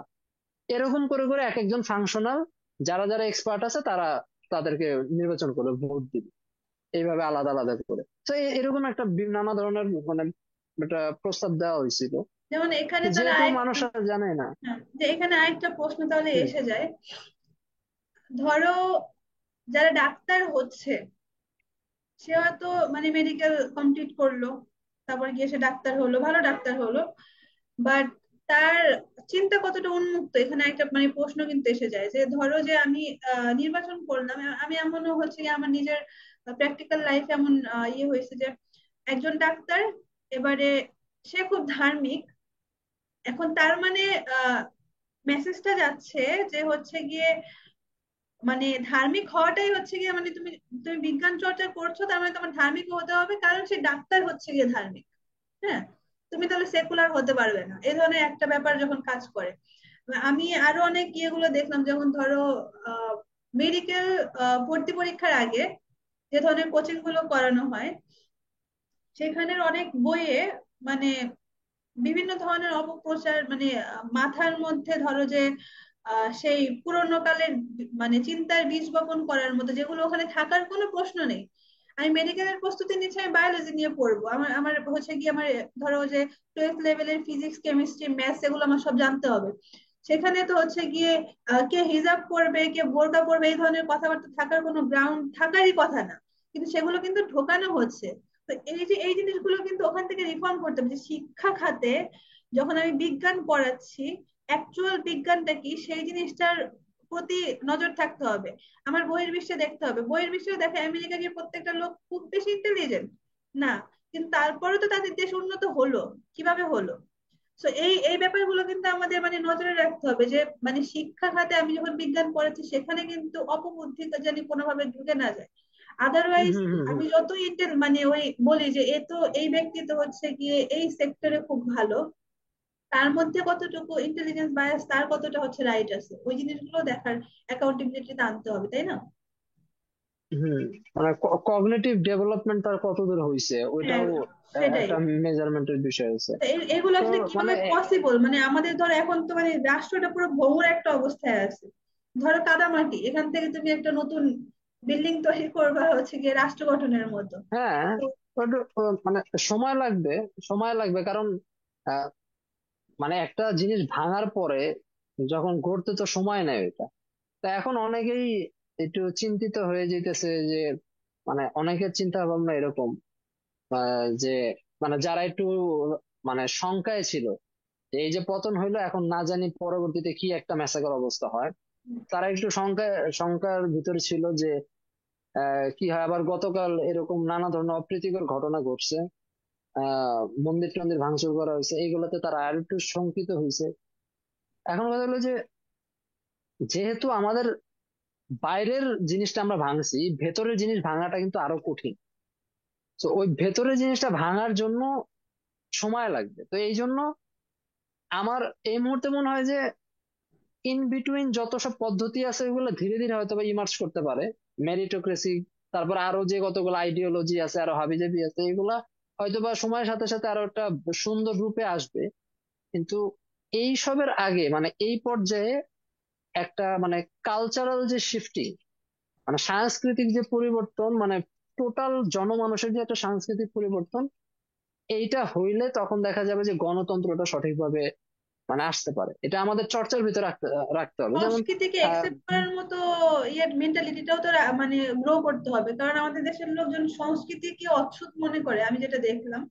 মানে মোস্ট অফ মানুষের মাইন্ডে সেটা ঢুকিয়ে দেওয়া হয়েছে যে সংস্কৃতিটা অচ্ছুত, এটা হচ্ছে গিয়ে মানে আমাদের কাজ না। ধরো যে কোনো একটা নির্দিষ্ট গোষ্ঠী এই টাইপের ব্যাপারগুলো মনে করেছে, এই জিনিসগুলোকে কিভাবে তাদের মধ্যে আবার রিফর্ম করা পসিবল। সংস্কৃতি আমাদের, এবং প্রত্যেকটা রাষ্ট্রের আলাদা আলাদা সংস্কৃতি থাকবে, ভৌগোলিক অবস্থান অনুযায়ী আলাদা আলাদা সংস্কৃতি থাকবে। আমার হুম খাবার যেহেতু মাছ ভাত, আমি এখানে এটা আমি প্রচুর পরিমাণে পাই, সেটা আমার সাংস্কৃতিক ব্যাপার। হ্যাঁ, আমি গিয়ে হুম হুম ওখানে, হুম আমার এখানে আমি উটের মাংস খেতেই পারি শখ করে একদিন, কিন্তু উটের মাংস আমার জাতীয় খাবার হতে পারে না, কারণ এটার অ্যাভেলেবিলিটি এখানে নেই। এই ব্যাপারগুলো লোকের বোধে আনতে হবে তো, তাই না? হুম, মানে এটা এটা তো গেলো যে বাহ্যিক ভাবে আমরা কি করি, চাল চলন আমাদের কিরকম, মানে কিরকম মানে এক হ্যাঁ, একটা ভৌগোলিক অবস্থান অনুযায়ী এক এক রকম হয়। কিন্তু আর একটা হলো সংস্কৃতি হলো যে মানে মননটা কেমন। সেটাই। হ্যাঁ, মানে একটা অঞ্চলের একটা ভৌগোলিক অঞ্চলের মানুষের যে মন মানসিকতা, তো আমাদের ভিতরে এই যে আগেই মানে আলোচনার শুরু করা হয়েছে যে আত্মসমালোচনা করি না, সবসময় অন্যেরটা নিয়ে পড়ে থাকি। এবং মজার বিষয় আমরা আমাদের আম, আমরা আমাদেরকে পচাইতে খুব এনজয় করি, এটা বাঙালি বিশ্বের ভিতরে আছে। হ্যাঁ, হ্যাঁ, এটা সত্য। আমরা যেমন আমাদেরকে পচাই কিভাবে যে আহ, যে যে বাঙালি খারাপ, বাঙালি হ্যান, বাঙালি তেন, এবং একটা তো বিশ্ববিখ্যাত একটা টিটকারিমূলক শব্দই হয়ে গেছে বাঙ্গু। হুম। হ্যাঁ, মানে এরকম আমি শুনছি। আমার কাছে এই ব্যাপারটা ছোটবেলায় আমি দেখতাম যে মানুষ নিন্দামন্দ করতো, আমার কাছে ব্যাপারটা খুব উইয়ার্ড লাগতো যে বাঙালি হয়ে বাঙালি কি মানে কেন এত বিষোদ্গার করা হইতেছে। আহ, তার মানে কি আমি বাইরের কেউ, আমি বিদেশি, যে আমি বাইরের কেউ, এখন আমি এখন আমি বাংলাদেশের মানুষের নিয়ে আমি উল্টাপাল্টা বলতেছি। আমি আমার দেশের লোককেই মানে সমালোচনা বারবার করতেছি এবং করে বলতেছি কোনো পরিবর্তন সম্ভব না। তার মানে কি, মানে তুমি চাইতেছো কি, তুমি চাইতেছো যে সবাই পরিবর্তন হয়ে যাক তাইলে আমি ভালো হব। তো এরকম করে তো আর একজনও চাইতেছে, হুম। আমার পাড়ার রহিম চাচাও তো চাইতেছে যে ভাই সব মানুষ ভালো হয়ে গেলেই তো আমি ভালো হয়ে যাবো। হ্যাঁ, এখানে তাহলে এখানে এরকম যদি সবাই চাইতে থাকে তাহলে তো হ্যাঁ, এখানে কিন্তু ভালোই একটা হবে উদাহরণ না। এখানে খুব ভালো একটা উদাহরণ আসে দাদা। ধরো যেমন রাস্তায় আমি হাঁটতেছি, কিছু একটা খেতে খেতে আমার কাছে একটা খোসা রইলো, একটা খাবারের প্যাকেট রইলো, আমি ফেলে দিলাম কেন? অলরেডি রাস্তায় তো অনেক ময়লা আছে, পড়েই তো আছে, so আমি একটা ফেললে কি হয়? আমি এটা বুঝলাম না যে আমার হাতে ওই খোসাটা যদি আমি একটা ডাস্টবিনে নিয়ে গিয়ে ফেলি, আমাকে দেখে ও পাশের লোকের মনে হবে যে না, আমারও রাস্তায় ফেলা উচিত না। মানে আমরা কেউ ইনিশিয়েট নিতে হ্যাঁ প্রস্তুত না। আমরা অন্য লোকের জন্য ওয়েট করি যে কখন সে করবে তারপর আমি করব। ভীতু জাতি মানে। হ্যাঁ কাইন্ড অফ মানে ভীতু হয়ে গেছে সবাই সবাই। ও করলে আমি করবো, ও না করলে আমি করবো না, মানে ও ভালো না হলে আমার ভালো হওয়ার প্রয়োজন নেই, এই একটা অবস্থা হয়ে গেছে। হ্যাঁ, এটা তো আর একটা হইছেই। আর আমরা হলো দলগত ভাবে যে একটা ভালো কাজও করা যায়। হ্যাঁ, যেমন আজকে দেখলাম যে সংসদ ভবন সবাই মিলে পরিষ্কার পরিচ্ছন্ন করতেছে। দৃশ্যটা দেখতে তো অনেক সুন্দর লাগে, মানে একসাথে মিলে যে একটা ভালো কিছু করা যায়। এটা করার ভিতরে একটা অন্যরকম একটা শক্তি কাজ করে। যেমন এলাকার ভিতরে সবাই মিলে দেখা যেতেছে যে নিজেদের আশেপাশের জিনিস জায়গাগুলো একসাথে মিলে মানে পরিষ্কার করতেছে, ঝাড়ু দিতেছে, নিজেরা মেনটেন করতেছে। তার মানে কি এগুলা কালেকটিভলি একটা বিশ্বাস তৈরি করে মানুষের ভিতরে যে না, সব ঠিকঠাক আছে। তো এখন কথা হলো যে ভাই তুই আগে যা, আমি পরে যাব, এরকম মেন্টালিটি যে ভাই সবাই করবে এরপরে আমি লাস্টে এসে করবো। মানে এই যে চিন্তা ভাবনা যে আগে ওকে আমি আগে পাঠাবো, ও মরুক এরপর আমি আগে করব, মানে এই যে এটাই হলো ভীতু মেন্টালিটি। এরকম রাখলে তো কিছু হবে না। আরে ভাই তুমি তাহলে তোমার জায়গা থেকে তোমার মতো করে কিছু করো। আমার আমি এই কারণে চ্যানেল খুলছিলাম যে আমি আমার আশেপাশে দেখতেছি কেউ দর্শন জ্ঞান বিজ্ঞান এগুলো নিয়ে কেউ কোনো কথাবার্তা বলে না। ইন্টারনেটে কোনো কন্টেন্ট নাই এরকম টাইপের, সব হলো হা হা হি হি, টিকটক, ফুড ব্লগিং করতেছে, কি ঘোড়ার ডিম করতেছে, যেগুলা মানুষের কোনো চেতনা বিকাশে কোনো ধরনের কোনো অবদান রাখে না, এই হাবিজাবি করতেছে। আর আহ যেগুলোতে কোনো মনন বিকাশ হইতেছে না, আমাদের যে সাংস্কৃতিক যে পরিবর্তন বলতেছি, আমাদের চিন্তা চেতনা পরিবর্তন, এগুলো কিচ্ছু কোনো ভূমিকা রাখতেছে না। তো আমি ভাবলাম যে তাইলে কেউ করতেছে না, তাহলে আমিও তো বলতে পারতাম যে আচ্ছা ঠিক আছে, কেউ করে না, তাহলে আমিও, আমারও করার দরকার নাই, আমি বাদ দেই, আমি সবার মতো বিসিএস পরীক্ষা দিয়া তারপরে সরকারি চাকরি নিয়ে তারপরে ওইটা করি। হ্যাঁ, তো আমি আমারও কখনো এরকম মনে হয় না এটা যে করার জন্য। তো এই জন্য আমি কি করলাম, আমি 4-5 বছর ধরে আমি একটা টানা ক্রমাগত মানে কনসিস্টেন্সি কাজ করতেছি। আমি জানি যে আমার সামনে ভবিষ্যৎ হয়তো বা এটা একটা ব্যাড ডিসিশন হইতে পারে, কারণ কেউ তো করতেছে না, কারণ কাউকে না কাউকে তো করতে হবে না। তা এখন আমি করার পরে কি হয়েছে, আমি করার পরে কি আহ, আমি কোনো আমার আশেপাশে কি কোনো মানুষ পাই নাই? না, অনেক মানুষ এটাতে ইন্সপায়ার্ড হয়েছে। মানে যারা ভাবছিল যে যারা করবে কি করবে না, বা তারা তাদের লাইফ নিয়ে চিন্তা ভাবনা করবে কি করবে না, তো তারাও আমার সাথে এসে যুক্ত হয়েছে, চ্যানেলটা সাবস্ক্রাইব করছে, 13,000 পর্যন্ত মানুষ যুক্ত হয়েছে। তো এটা তো ছোটখাটো কোনো অ্যাচিভমেন্ট না। কিন্তু আমি যদি না গাইতাম তাহলে তো আমার তোর সাথে দেখা হইতো না, আলাপ হইতো না, অনেক মানুষ আমি পাইতামই না। তাহলে আমি আমি তাহলে কি করতাম, আমি ওই বিসিএস এর পড়া পড়তাম, তারপর ওই সার্কেলে থাকতাম, তারপরে এইতেই হারাই যেতাম, আমার অন্যান্য জ্ঞান অর্জনও করা হইতো না, আমি কাজ হইতো না, আমার স্কিলও ডেভেলপমেন্ট হইতো না। তার মানে কি আমি কি সবই হারাইছি? আমি কিছু গেইনও করছি, আমি কিছু পাইছিও, এবং কিছু আমার চলে গেছে, এবং ওইটা নিয়ে আমার কোনো আফসোস নেই। কারণ আমি যেটা পাইছি ওইটা অনেক বেশি যেগুলো চলে গেছে ওইটার তুলনায়, এবং মানুষের কাছ থেকে অ্যাপ্রিসিয়েশনও পাওয়া যায় এগুলো। অর্থ তাহলে এখন দিয়ে আমি যদি যদি চিন্তা মনে না করো করতাম, তাহলে ওই পাওয়াটা কিন্তু অনেক বড় পাওয়া। ওই যে আমরা হ্যাঁ, অর্থ অনেক দিয়ে বড় পরিমাপ পাওয়া। করার যে একটা সংস্কৃতি, ওটা যদি বাদ দিয়ে দেই, হ্যাঁ, আমি যে কতটা জ্ঞান অর্জন করতে পারলাম সেই জিনিসটাকে যদি আমরা মানে মাপি, তাহলে তো মানে এই যে হ্যাপিনেস ইন্ডেক্সটা আমরা কিভাবে কাজ করে, এখানে আরেকটা মানে মানে ব্যাপার চলে আসে যে তুমি তোমার কোন অর্জনটা নিয়ে তুমি খুশি থাকতে পারতেছো। আমাদের সমাজে হ্যাপিনেস ইন্ডেক্স কাজ করে কিভাবে, যে আমি হচ্ছে গিয়ে টাকা আমার কতটা আছে সেটা দিয়ে আমি সুখ পরিমাপ করতেছি। এই জিনিসটা থেকে যদি আমরা সরে গামলা আসতে ভর্তি, পারি। হ্যাঁ। হ্যাঁ, গামলা ভর্তি করে কতটুকু ভাত খাইতেছে এইটাই হলো আমার হ্যাপিনেস ইন্ডেক্স। মানে গামলা ভর্তি করে ভাত খাওয়া, হ্যাঁ। হ্যাঁ, ভাত, মাংস, তারপরে যা আছে মানে যত খাইতে পারবো আর যত মোটা তাজা হইতে পারবো, হুম, তত হইলো আমার হ্যাপিনেস কি হবে, যে হুম। এই এই হইলো মস্তিষ্ক। তারপরও খাই কি, তারপর গার্বেজ খাবার খাই, পুষ্টিকর খাবার নিতে, না, কারণ আমার তো জ্ঞান নাই।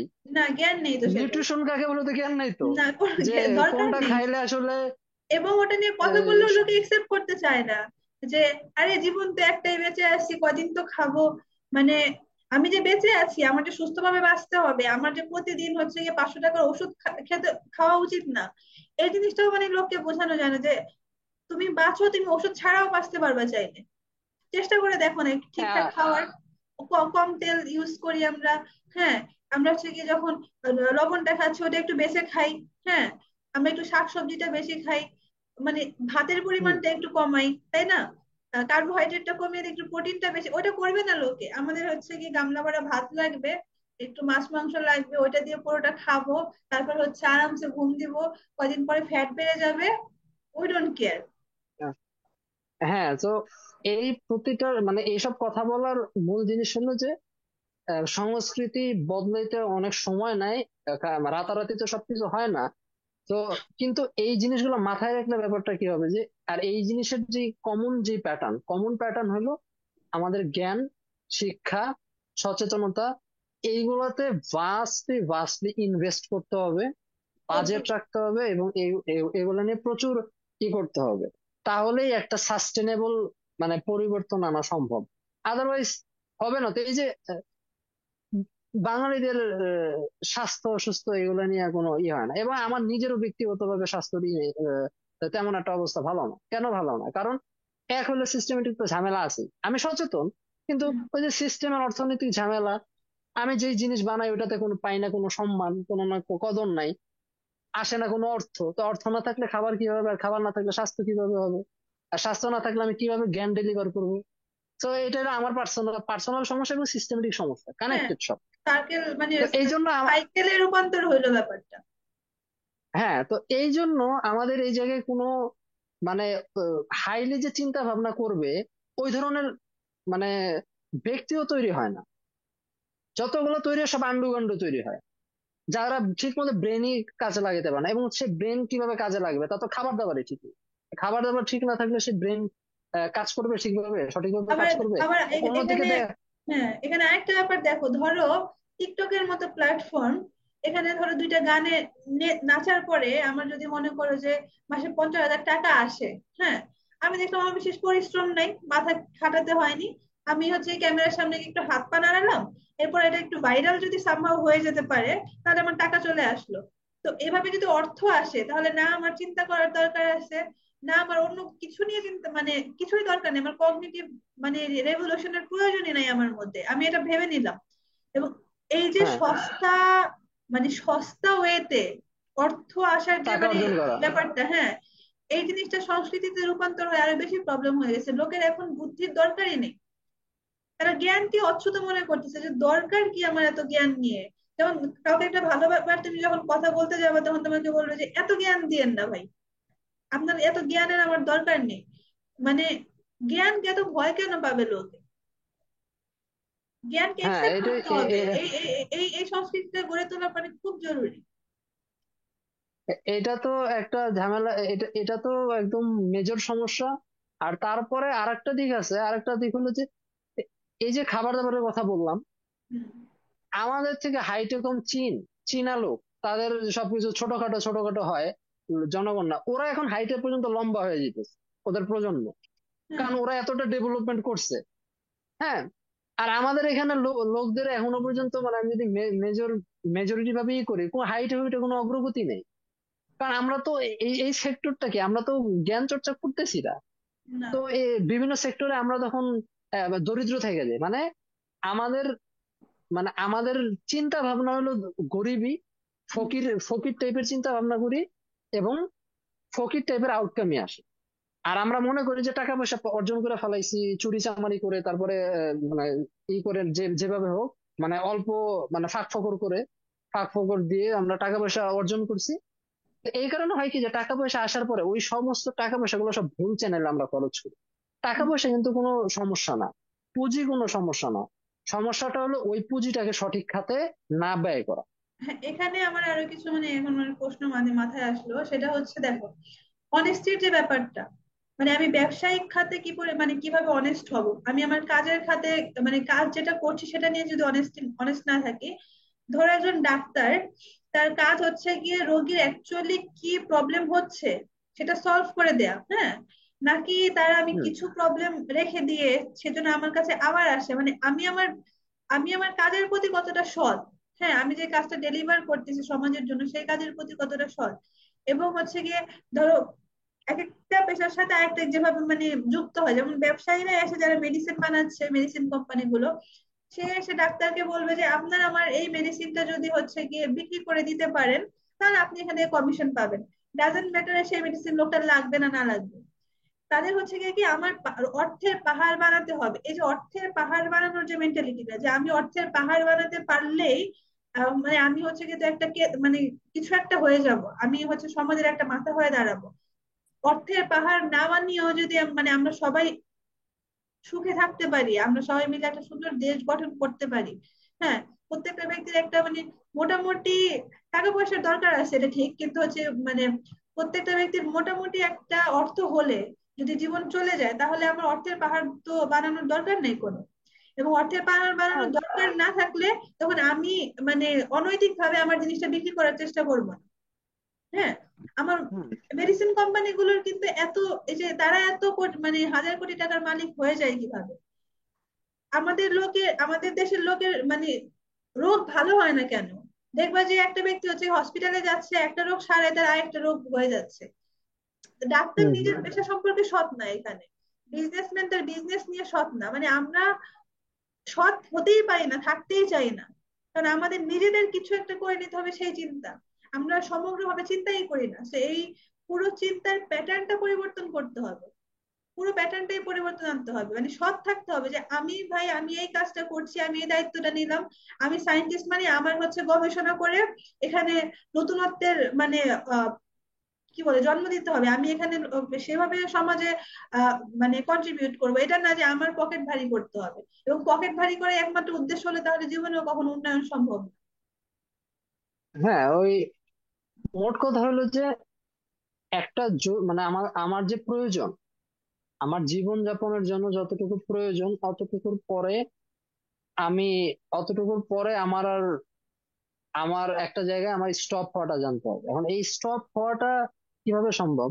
এই স্টপ হওয়াটা তখনই সম্ভব যখন আমার ভিতরে আমি যখন ওই জ্ঞান দর্শন বিজ্ঞান আধ্যাত্ম যা আছে এইসব ব্যাপারগুলো চর্চা করবো, আমি যখন কবিতা লিখবো, শিল্প লিখবো। কারণ এই ব্যাপারগুলো আমি যত ক্রিয়েটিভ আর্ট করব বা ক্রিয়েটিভ যেই বিষয়গুলো সেক্টর গুলো আছে ওইগুলোতেই করব, তত দেখা যাবে যে আমার সুখী হওয়ার জন্য তো টাকা পয়সার প্রয়োজন নাই, আমার সুখী হওয়ার জন্য ভোগের প্রয়োজন নাই তত।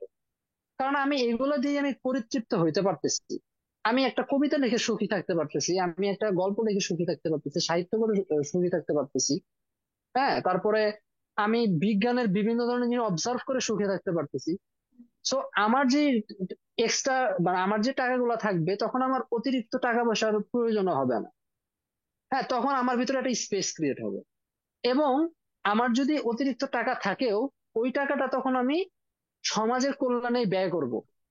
আমি আমার ওই যে প্রমোত্তরিতে যে হাওয়ায় ভাসতে তখন আমি করবো, তখন মনে হবে যে আরে ভাই আমার তো এত লাগতেছে না, ভাই আমার যেতে লাগতেছে না তো সমাজের আমি একটা লাইব্রেরি বানাই দিই। সমাজে আমি একটা লাইব্রেরি বানাই দিই যেখানে নতুন মানে মানে আরো যারা নতুন মানুষরা যারা আসতেছে, নতুন প্রজন্মরা আসতেছে, ওরা জ্ঞান ট্যান শিখবে, ওরা ওদের জীবনটা সুন্দরভাবে সাজায় নিবে, আমি ওইটাতে কন্ট্রিবিউট করব। আমি আমার এলাকায় 2-3টা লাইব্রেরি করব। তারপরে আমি হয়তোবা একটা কি বলে খেলার মাঠ তৈরি যেখানে, করে দিল কিছু, হ্যাঁ খেলার, খেলার মাঠ, বা ইনডোর কিছু যেখানে গেমের সবাই, ব্যবস্থা করে দিল, লোকজন এটা নিয়ে বিয়ে করলো। হ্যাঁ মানে বিনোদনের আমরা শিওর, জায়গা সৃষ্টি করতে হবে তো। আমি বিনোদনের হ্যাঁ জায়গা যদি বন্ধ করে দেই, তখন তো লোকে ভুল জায়গায় বিনোদন খুঁজবে গিয়ে, তাই না? এই হ্যাঁ। জিনিসটা তো হচ্ছে। এটা মানুষের হিউম্যান নেচার। যখন দেখবো যে আমার বিনোদনের জন্য কোনো উচ্চতর কোনো বিনোদনের জায়গা নাই, তখন আমি সস্তা বিনোদনের দিকেই তো যাবো। কারণ হ্যাঁ, বিনোদনটা লাগে, কারণ আমাদের অস্তিত্ব হলো তো সব মানে কি বলে অস্তিত্বটা তো অত সহজ না।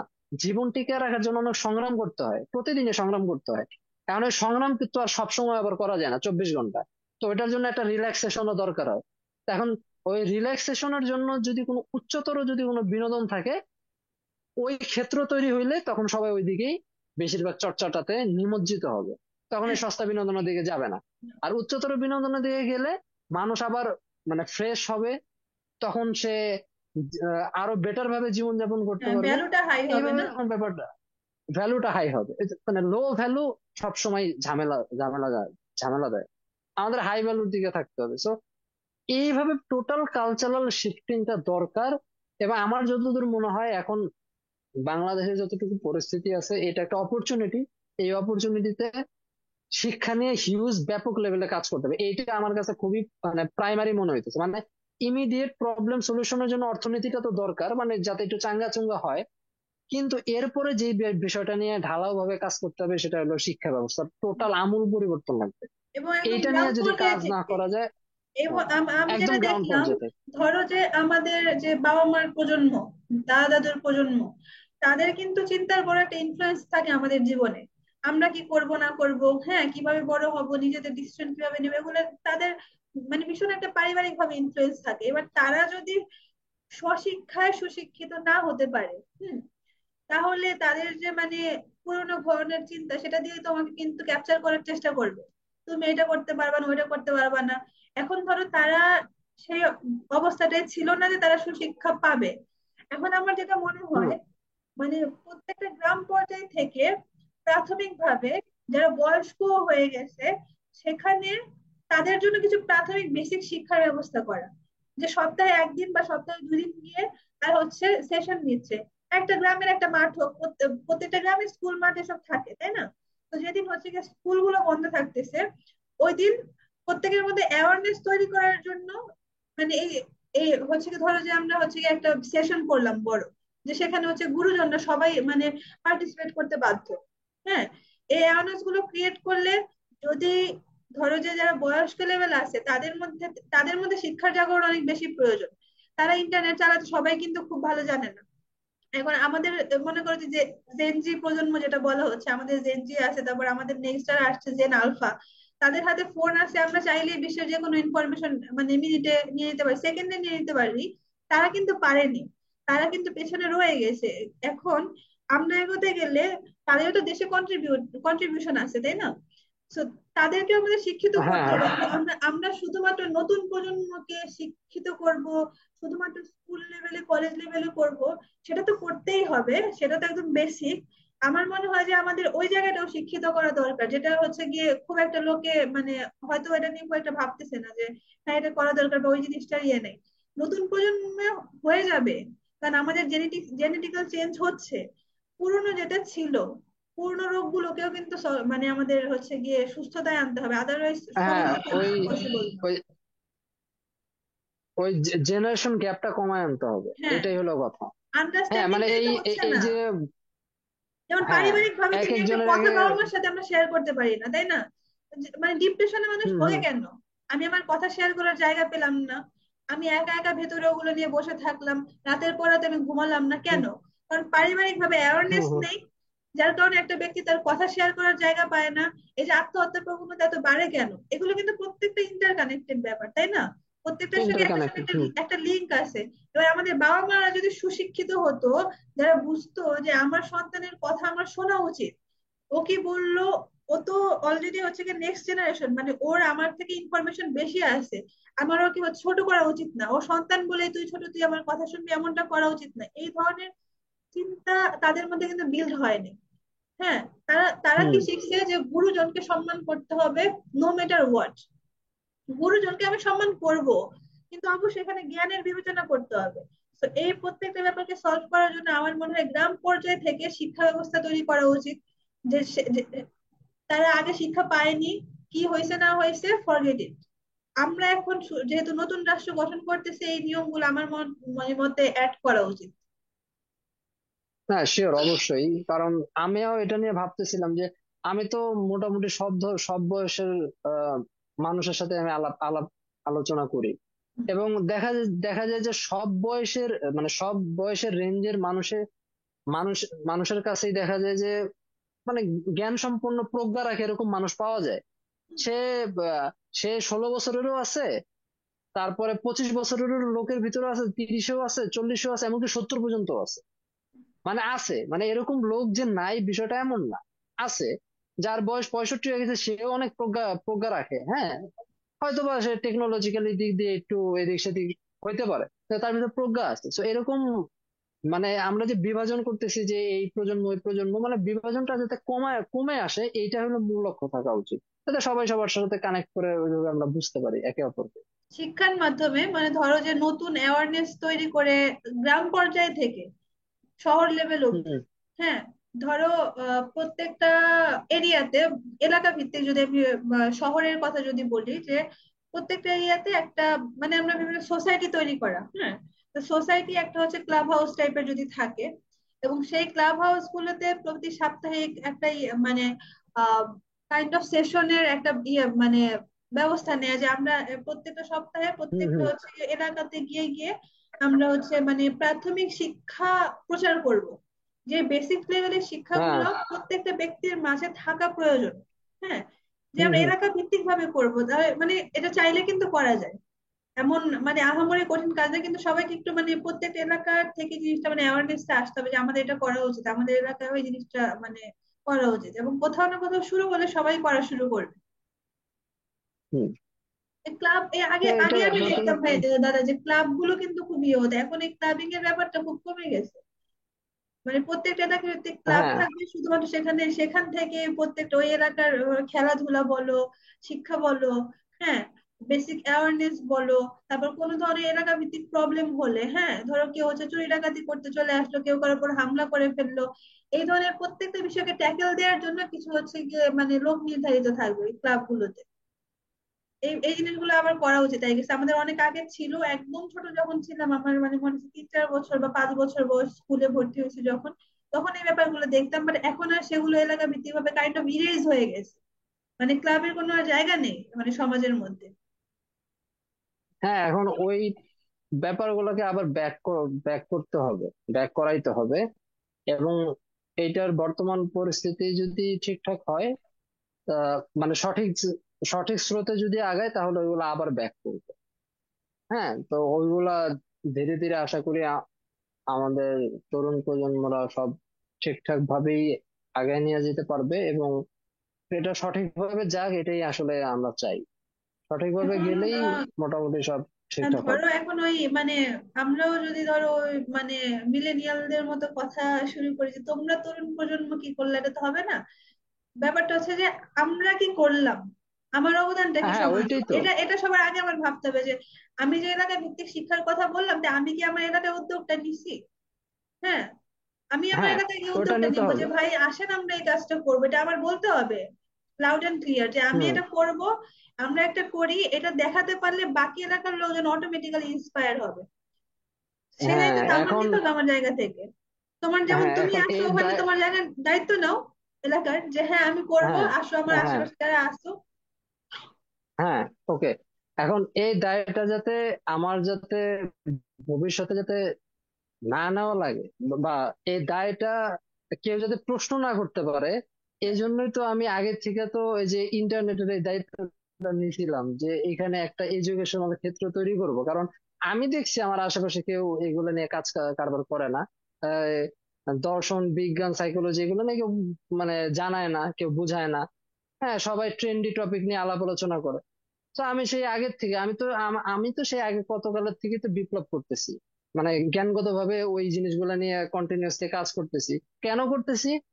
যে যাতে ভবিষ্যতে এই যে আমার বয়স যখন 30-40 হয়ে যাবে, হ্যাঁ, বা 40-45 হয়ে যাবে, তখন জানি অ্যাটলিস্ট যাতে মানে কেউ এসে যাতে বলতে না পারে যে ভাই আপনি তো এত বছর ছিলেন পৃথিবীতে, আপনি তো আমাদের জন্য কিছু রাইখা যান।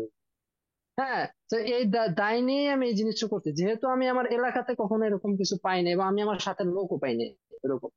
তো এখন আমি কি করবো? তো আমার এখন এই প্রযুক্তি ছিল, প্রযুক্তি আমি কাজে লাগাইছি, বিভিন্ন মানুষকে কানেক্ট করার চেষ্টা করছি। কিন্তু দুঃখের বিষয় আমি এটা করতে ব্যর্থ হয়েছি, যে আমি মানুষদেরকে কানেক্ট মানে কিছু কিছু মানুষ পাইছি যারা আমার সাথে কানেক্টেড আছে, তুই আছিস, তারপর আরো অনেকে আছে, বাট তাদের সংখ্যাটা খুব কম। কিন্তু আমি আহ, খুব বেশি পরিমাণে যে পাওয়ার ওরকম পাইনি। আর আমি তো রিসোর্সও পাইনি যে কেউ এসে, কারণ আমার চ্যানেলে ভিউ হয় না তো। মানে ভিডিওতে যদি ভিউ না হয়, তাহলে আমার রিসোর্স আসবে থেকে, আমার ইকোনমি বিল্ড আপ হবে কিভাবে, ক্যাপিটাল বিল্ড আপ হবে কিভাবে, আর তাহলে আমি আমার পাড়া প্রতিষ্ঠানে আমি লাইব্রেরিটা স্থাপন করবো কিভাবে? কারণ ওখানে তো পুঁজি লাগবে। তো তো এরকম তো এখন একটা ভুয়া সিস্টেম ছিল, এই জন্য আমার হয় না এরকম। এখন যদি সবকিছু যদি ঠিকঠাক ভাবে আগায়, তাহলে আমি আশা করি আমার চ্যানেলের সাবস্ক্রাইবার তো বাড়া উচিত। হ্যাঁ কারণ না বাড়লে তোমার, তখন আমি কাজ করতে পারবো। হ্যাঁ যেমন তোমার চ্যানেলের সাবস্ক্রিপশন বাড়া তো অবশ্যই একটা ব্যাপার থাকে, এখানে আরো কিছু ব্যাপার থাকে, যেহেতু কিছু লোক হলেও তোমাকে জানে। হ্যাঁ, হুম তুমি ধরো একটা পোস্ট করলা বা একটা ভিডিওই করলা যে মানে এই একটা প্রস্তাব নিয়ে যে আমি হচ্ছে কি আমরা চাই যে তুমি যে নির্দিষ্ট এলাকাটায় আসো, এবং আশেপাশে যারা যে ডিফারেন্ট এলাকাগুলোতে আছে তারা যাতে এই ধরনের একটা কমিটি গঠন করে এই ধরনের ক্লাবিং করে হোক বা যেটা করে হোক, মানে একটা জায়গা থাকুক যেখানে হচ্ছে গিয়ে মানে লোকের মধ্যে সাধারণ অ্যাওয়ারনেস তৈরি করার একটা ব্যাপার থাকবে। প্রস্তাব তুলতে হবে। আমরা যদি প্রস্তাবই না তুলি, ওই চিন্তাটাই না করি, চিন্তাটাকে যদি আমরা মানে স্প্রেড না করি, তাহলে লোক ভাববে না তো। তোমাকে কিছু লোক হলেও দেখে, তাই না? 100 200 একশো হম দুশো হম জন লোক হলেও তো দেখে। ধরো সাবস্ক্রাইবার 13,000 লোক আছে, তারা সবাই না দেখলো 1,000 লোক দেখে।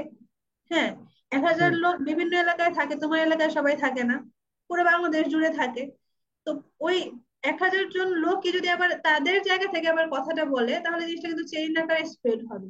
So, কথা বলতে হবে। হ্যাঁ ওইটাই, হ্যাঁ ওইটাই চাইতেছি যে যারা আমার এখানে ভিডিও দেখতেছে বা ই করতেছে, তারা তাদের লোকদের মাঝে ছড়ায় দেখ ব্যাপারটা। হ্যাঁ, তারাও যদি আমার এখানে এটা দেখে যদি ইন্সপায়ার হয়ে যদি তারা যদি তাদের ওখান থেকে কিছু উদ্যোগ নেয়, তাহলেও তো একটা মানে হইলো না, হ্যাঁ, পরোক্ষভাবে একটা উদ্যোগ তো হয়ে গেল। তো এখন দেখা যাক, এখন এটি দেখার বিষয় যে ভবিষ্যতে আসলে কি আগায়, মানে কি বিষয়টা। আমি তো ক্ষেত্র তৈরি করে ফেলছি, এখন এটাতে কতজন আগায় আসে, কিভাবে ই করে আসে, ওইটাই এখন আমার দেখার বিষয় যে কতটুকু কি হয়। আমি রেডি আছি, কারণ আমি তো সেই কবে থেকেই তো, আমি প্রথমত নিজেকে তো রিফাইন তো করতেছি এবং আমার সামনে আরো কিছু রিফাইন করা বাকি আছে। কারণ এটা একটা নেভার মানে আনএন্ডিং জব, মানে সবসময় একটা ইসের ভিতর থাকতে হবে, সচেতনতার ভিতর থাকতে হবে এবং নিজেকে বেটার বেটার বেটার এর দিকে নিয়ে যেতে হবে। কারণ এটা থামায় দিলে কিছু হবে না। এটা আর এটাই হলো প্রগ্রেসিভ যেই চিন্তা সেটাই। ভাবনা। আর প্রথমে আসল প্রগতি এভাবেই আত্মসমালোচনা হয়, করো, তারপর বুঝছো? অন্যের সমালোচনা করো। নিজে হ্যাঁ আমি কি এটা আমি করবো। এটা হ্যাঁ এটা তো আমি সেই কবে থেকেই আমি বারবার করে যাই, কারণ কাউকে দোষ দেওয়ার আগে আমি আগে 10 বার নিজেকে চিন্তা করি যে আমার কি এই জায়গায় ফল্ট আছে, এইগুলো আমি আগে দেখি, হ্যাঁ, তারপরে তার সাথে আমি আলাপ আলোচনায় যাব। তো এটা আমি প্র্যাকটিস করি, অল অল দা টাইম প্র্যাকটিসের ভিতরেই থাকি সবসময়। হ্যাঁ, আমার নিজের কিছু তো যেমন এখন ভুল ছিল যদি বলি, যেমন আমি কাইন্ড অফ আশা ছেড়ে দিয়েছিলাম যে না, এদের দ্বারা কিছু হবে না, মানে একটা নেশনের ওপর একটা আশা থাকে না, যে মানে সবকিছুই যখন নেগেটিভ হতে থাকে না, একটা ভেতরে ফ্রাস্ট্রেশন চলে আসে।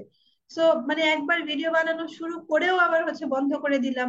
নিজের প্রোক্রাস্টিনেশনের প্রবলেম যথেষ্ট আসছে, তো এটা মানে আমি নিজেই স্বীকার করি যে মানে টাইমটাকে আমি অন্যভাবে ইউটিলাইজ করতেই পারতাম। কিন্তু হয়তোবা মানে এমন কিছুকে প্রাধান্য দিচ্ছে যেগুলো হচ্ছে প্রাধান্য দেওয়ার কোনো প্রয়োজন ছিল না, বাট প্রাধান্য দিয়ে আমি অ্যাকচুয়াল কাজটা করি না। তো সেখানে আমি নিজের কাছেও মানে সমাজের কাছে কাইন্ড অফ আমি অপরাধী, যে আমি তো কিছু শিক্ষা স্প্রেড করতে পারতাম, করিনি কিন্তু। তো হুম, অপরাধ হচ্ছে বা অন্যায় বা দোষই বলো, যেটা হয়ে গেছে সেটা হয়ে গেছে, ওইটা তো আর হচ্ছে কি আমি মানে ব্যাক করতে পারবো না, যে আমি হ্যাঁ আবার প্রিভিয়াসে গিয়ে মানে পাস্টে গিয়ে হচ্ছে গিয়ে আমি ওই প্রিভিয়াস ফল্ট গুলা সলভ করি, পসিবল না। নেক্সট ডে আমি আমার নিজের কাজের প্রতি অ্যাকাউন্টেবল থাকি, যে আমার দ্বারা হুম, কতটুকু অবদান রাখা সম্ভব। মানে এমন না যে আমি সফল হয়ে গেলে এরপরে অবদান রাখবো, আমি সায়েন্টিস্ট হয়ে গেলে এরপর গবেষণা করে কিছু একটা করব, অত দূর আমার ওয়েট করার তো দরকার নেই। আমি এখন যতটা জানি, আমার মধ্যে এখন যতটা জ্ঞান আছে, আমি সেটাকে কিভাবে আমি মানে হচ্ছে গিয়ে স্প্রেড করতে পারতেছি লোকের মাঝখানে, এটা হচ্ছে গিয়ে আমার হুম। দায়িত্ব হবে। মানে আমি দায়িত্ব থেকে দায় সারা হয়ে যে ভাই তোমাদের জন্য কিছু করবো না, তোমাদের দ্বারা কিছু হবে না, এই ধরনের কথা বলা এখন মানে বন্ধ করতে হবে, নিজের জায়গা থেকে অ্যাটলিস্ট হ্যাঁ মনে হয়। এটা এটা তো ওই যে এটা তো ওই মানে জেনারেশন এক্স বুমার, তারপরে আরো হাবি জাবি এদের রোগ। হবে না, এই কিছু বদলাবে না, কারণ তারা পারেনি তো এই জন্য তারা বলতেছে ওই যে কিছু হবে পারিবারিক না। ভাবে এটা মানে যে আমাদের জেনেটিক্যালি আমাদেরও কিছু মানে তারা বীজ দিয়ে দিছে। হ্যাঁ, এই জন্য আমরা হ্যাঁ ডিপ্রেসড করতে গিয়েও হচ্ছে কি, আরে তারা বলতেছে হবেই না, হয়তো ওর সামথিং একটা মানে হ্যাঁ প্রবলেম। তারা তারা হয়তো বা খুব গভীর পর্যায় থেকে দেখছে, গবেষণা করছে, চিন্তা ভাবনা করছে, বৈশ্বিক পরিস্থিতি হাবিজাবি এগুলো থেকে করছে। হ্যাঁ, তারা তাদের তাদের একটা লজিক আছে, আমি অস্বীকার করতেছি না যে তাদের মানে এটা অমূলক কিছু। তারা বলতেছে যে রিপিট করে না, হ্যাঁ গভীর তল থেকে তাদের অনেক যুক্তি থাকতে পারে এবং এটাও কনসার্নের বিষয়, কারণ ঝামেলা তো বিশাল বড়। হ্যাঁ, কারণ অনেক কিছুই সংস্কার করা লাগবে। তো তাদের এন্ডের থেকে ব্যাপারটা ঠিক আছে, কিন্তু আমার কোশ্চেনটা হলো এই জায়গায় যে সব সময় নৈরাশ্যবাদী চিন্তা আর বাঙ্গু বাঙ্গু বলে চিল্লাপাল্লা করলেই তো, আর নেগেটিভিটি ছড়াইলেই তো কোনো পরিবর্তন হবে না। তাহলে আমি যদি পরিবর্তন চাই, তাহলে কেন আমি তাহলে এত নৈরাশ্যবাদিতা লালন করতেছি? সেটাই। মানে এটা তো ধর্মের মতো হয়ে গেল যে কিছু হইলেই নৈরাশ্য নৈরাশ্য আওড়ানো। হ্যাঁ তাহলে তো হবে না। মানে কিছুটা হ্যাঁ হ্যাঁ টাইপের একটা ব্যাপার থাকতে হবে, কিছুটা পজিটিভিটি আমাদের থাকা লাগবে। না হলে তো আমরা কনস্ট্রাকটিভ কিছু করতে পারবো না। না। সবসময় না না না না হলে তো ঝামেলা। সবকিছু আমি না বলতেছি, এটা করি না, ওটা করি না, কারণ কি? কারণ ইতিহাস থেকে আমরা দেখে আসছি কোনো পরিবর্তন হবে না। তাহলে হ্যাঁ হবে না হলে তাহলে তোমরা কেন এত আহা হু হু করতেছো? আমি সেটাই। এই জিনিসটা আবার খুব দেখতে পারি না, যে নাকি কান্না দেখতে পারি না। আর হুম। বৈশা বৈশা এরকম ঢং মারানোর কথা আমি মনে হয় দেখতে পাই না, যে ঢং করতেছে যে আরে সবকিছু কত নষ্ট হয়ে গেল, বানের জলে ভাইসা গেল। তবে তুমি কি হিস্ট্রি করতেছিলে রিপিট আসলে? ইটসেলফ, আরে বাবা তুমি পরিবর্তন আনো না, তাহলে রিপিট করবে না। পরিবর্তনই আনবে হ্যাঁ না, বলবে আমার যে হিস্ট্রি রিপিট ইটসেলফ। হ্যাঁ এই টিপিক্যাল কথাবার্তা, টিপিক্যাল গার্জিয়ান সুলভ কথাবার্তা একদমই বিরক্তিকর। হ্যাঁ। যে আহ, সবাই সবাই তো এরকমই করে, সবাই তো আগে ভাই রূপ চেহারাই দেখে, হুম। সবাই তো আগে ওই গুণটা মানে আহ, গুণ তো কেউ দেখে না। সবাই মানে এই দুনিয়াটার বাস্তবতা অনেক কঠিন। হুম। মানে বাস্তবে আসলে বুঝবা যে কত কিছু হয় দুনিয়ায়। মানে এইসব কথা মানে সব ফিয়ার মঙ্গারিং কথা। বাস্তবতা এসব কি? কথা বলে ভয় ঢুকে যায়। এনাদের কোশ্চেন, বাস্তবতা কি? আমরা যেটা বানিয়ে রাখছি আমার মাথার মধ্যে, সেটাই বাস্তবতা হয়ে গেছে। আমি যদি হ্যাঁ আমার মানে ব্রেন কনস্ট্রাকশন বা ধরো যে ইনপুট চেঞ্জ না করতে পারি, নতুন ইনপুট না দিয়ে, বাস্তবতা পরিবর্তন হবে না তো। হ্যাঁ। তো এই পুরাতন বস্তা পচা টাইপের চিন্তা ভাবনা, ফেয়ার মঙ্গারিং থেকে, ভয় টয় হাবি জাবি এইসব থেকে আশা করা যায় সামনে একটা নতুন বাংলাদেশের স্বপ্ন আমরা সেটা দেখতেই পারি। এবং হুম। খালি স্বপ্ন না, এই স্বপ্নটা বাস্তবায়ন করার জন্য আমরা বাস্তবায়ন যে করতে যার হবে। জায়গা থেকে আছে ভূমিকা পালন করতে পারি। এবং এখানে আরো কিছু ব্যাপার মানে যোগ না করলেই নয়, যেটা এই মুহূর্তে খুবই রেলিভেন্ট বলে আমি মনে করি। আমাদের দেশে মানে কিছু নেগেটিভ চর্চা তো খুব বাজেভাবে হয়েছে বলে আমরা সবাই জানি, যে কথা না বলতে দেওয়ার স্বাধীনতা, এবং যেটা আমরা শুরুতে বললাম যে মানে একসেপ্টেবিলিটি কম। তুমি কি বলছো, আমি কি বলছি, হুম। এই ব্যাপারটা নিজেদের মধ্যে থেকে একদম ইরেজ করে ফেলতে হবে। কে ধার্মিক, কে অধার্মিক, কে হিন্দু, কে মুসলিম, কে বৌদ্ধ, কে খ্রিস্টান, কে উপজাতি, এই ব্যাপারগুলোর মধ্যে কোনো রকমের কোনো ভেদাভেদ দেখা যাবে না। কথা হোক, আলোচনা হোক, তর্ক হোক, তাই না? তুমি কি বললে, আমি কি বললাম, শুনি। ওপেন স্পেস ক্রিয়েট করতে হবে এখানে। হ্যাঁ। এই মানে কিছু লোক এসে বলবে যে ও কেন আমার চিন্তার বিরুদ্ধে কথা বললো, হ্যাঁ, আমার চিন্তার মধ্যে কেন খোঁচা লাগবে, এই ধরনের যে আইন, হ্যাঁ, যে কারোর মানে কথা বললেই তাকে অবমাননা করা, হ্যাঁ, তার হুম। হচ্ছে এই ধরনের বস্তা পচা আইনও আগে বাদ দিতে হবে। এ ধরনের বস্তা পচা আইন বাদ দিতে না বললে নতুন আইনের সংস্করণ হবে না। ধরো ব্লাসফেমি টাইপের যে আইনগুলো আছে, যে হচ্ছে কি ব্রিটিশ আমলে তারা হচ্ছে দিয়ে গেছিল, আমরা ওটা নিয়ে চলতেছি। আমরা ব্রিটিশদের প্রতি এত ঘৃণা ছড়াই বা এত কথা বলি, তারা এই প্রবলেম করছে, কিন্তু তাদের বস্তা পচা আইন আমরা বাদ দিতে পারলাম না, এটা তো হবে না। So, এই ধরনের হ্যাঁ আইনগুলো বাদ দিয়ে আমাদের নতুন মানে সমাজ সংস্কারের শুরুর কিছু ধাপ আছে, যেগুলো হচ্ছে একদম মানে শুরুতে ফরমোস্ট করতেই হবে। তার মধ্যে এটা হচ্ছে গিয়ে আরেকটা ব্যাপার, যে প্রত্যেকের বাক স্বাধীনতা নিশ্চিত করতে হবে। প্রত্যেকের কথা বলার স্পেস থাকতে হবে, আদারওয়াইজ আমি তো রাষ্ট্রের কাছেও তো মানে প্রশ্ন করতে পারবো না যে আপনি কোন খাতে কোন টাকা খরচ করলেন, শিক্ষা ব্যবস্থার কারণ উন্নতি হয়নি, এই কথা আমি প্রশ্ন করার রাইট কখন পাবো? তখনই পাবো যখন আমি অন্যকে প্রশ্ন করার রাইটটা দিব, সুনিশ্চিত করবো, তাই না? হুম হুম হুম। এটা এক্স্যাক্টলি এই এটা তো অবশ্যই। এবং এখানে আর একটা বিষয় হলো যে প্রত্যেকটা সেক্টরে মানে ডাইভার্সিটি কেন দরকার? ডাইভার্সিটি দরকার হলো প্রত্যেকে প্রত্যেকে সাপোর্ট দিবে বিভিন্ন ধরনের বৈচিত্র্যপূর্ণ মতামত চিন্তা ভাবনা এগুলো রাখার জন্য। কারণ সে কেউ যদি সাপোজ ধরলাম যে কেউ যদি আস্তিক হয়, আস্তিক লোক হয়, হুম। তার মানে তার কিছু সমালোচনা থাকতেই পারে, হুম। কিন্তু তার কিছু কন্ট্রিবিউশন আছে। হ্যাঁ। হ্যাঁ, যেটা একভাবে আমাদের একসাথে বাঁচার জন্য দরকারি। আবার কেউ যদি নাস্তিক হয়, তারও কিছু কিন্তু পজিটিভ কন্ট্রিবিউশন আছে। তো হুম। দুই পজিটিভ কন্ট্রিবিউশনে একটা ইকোলজিতে একটা খুব সুন্দর একটা ইফেক্ট তৈরি হয়।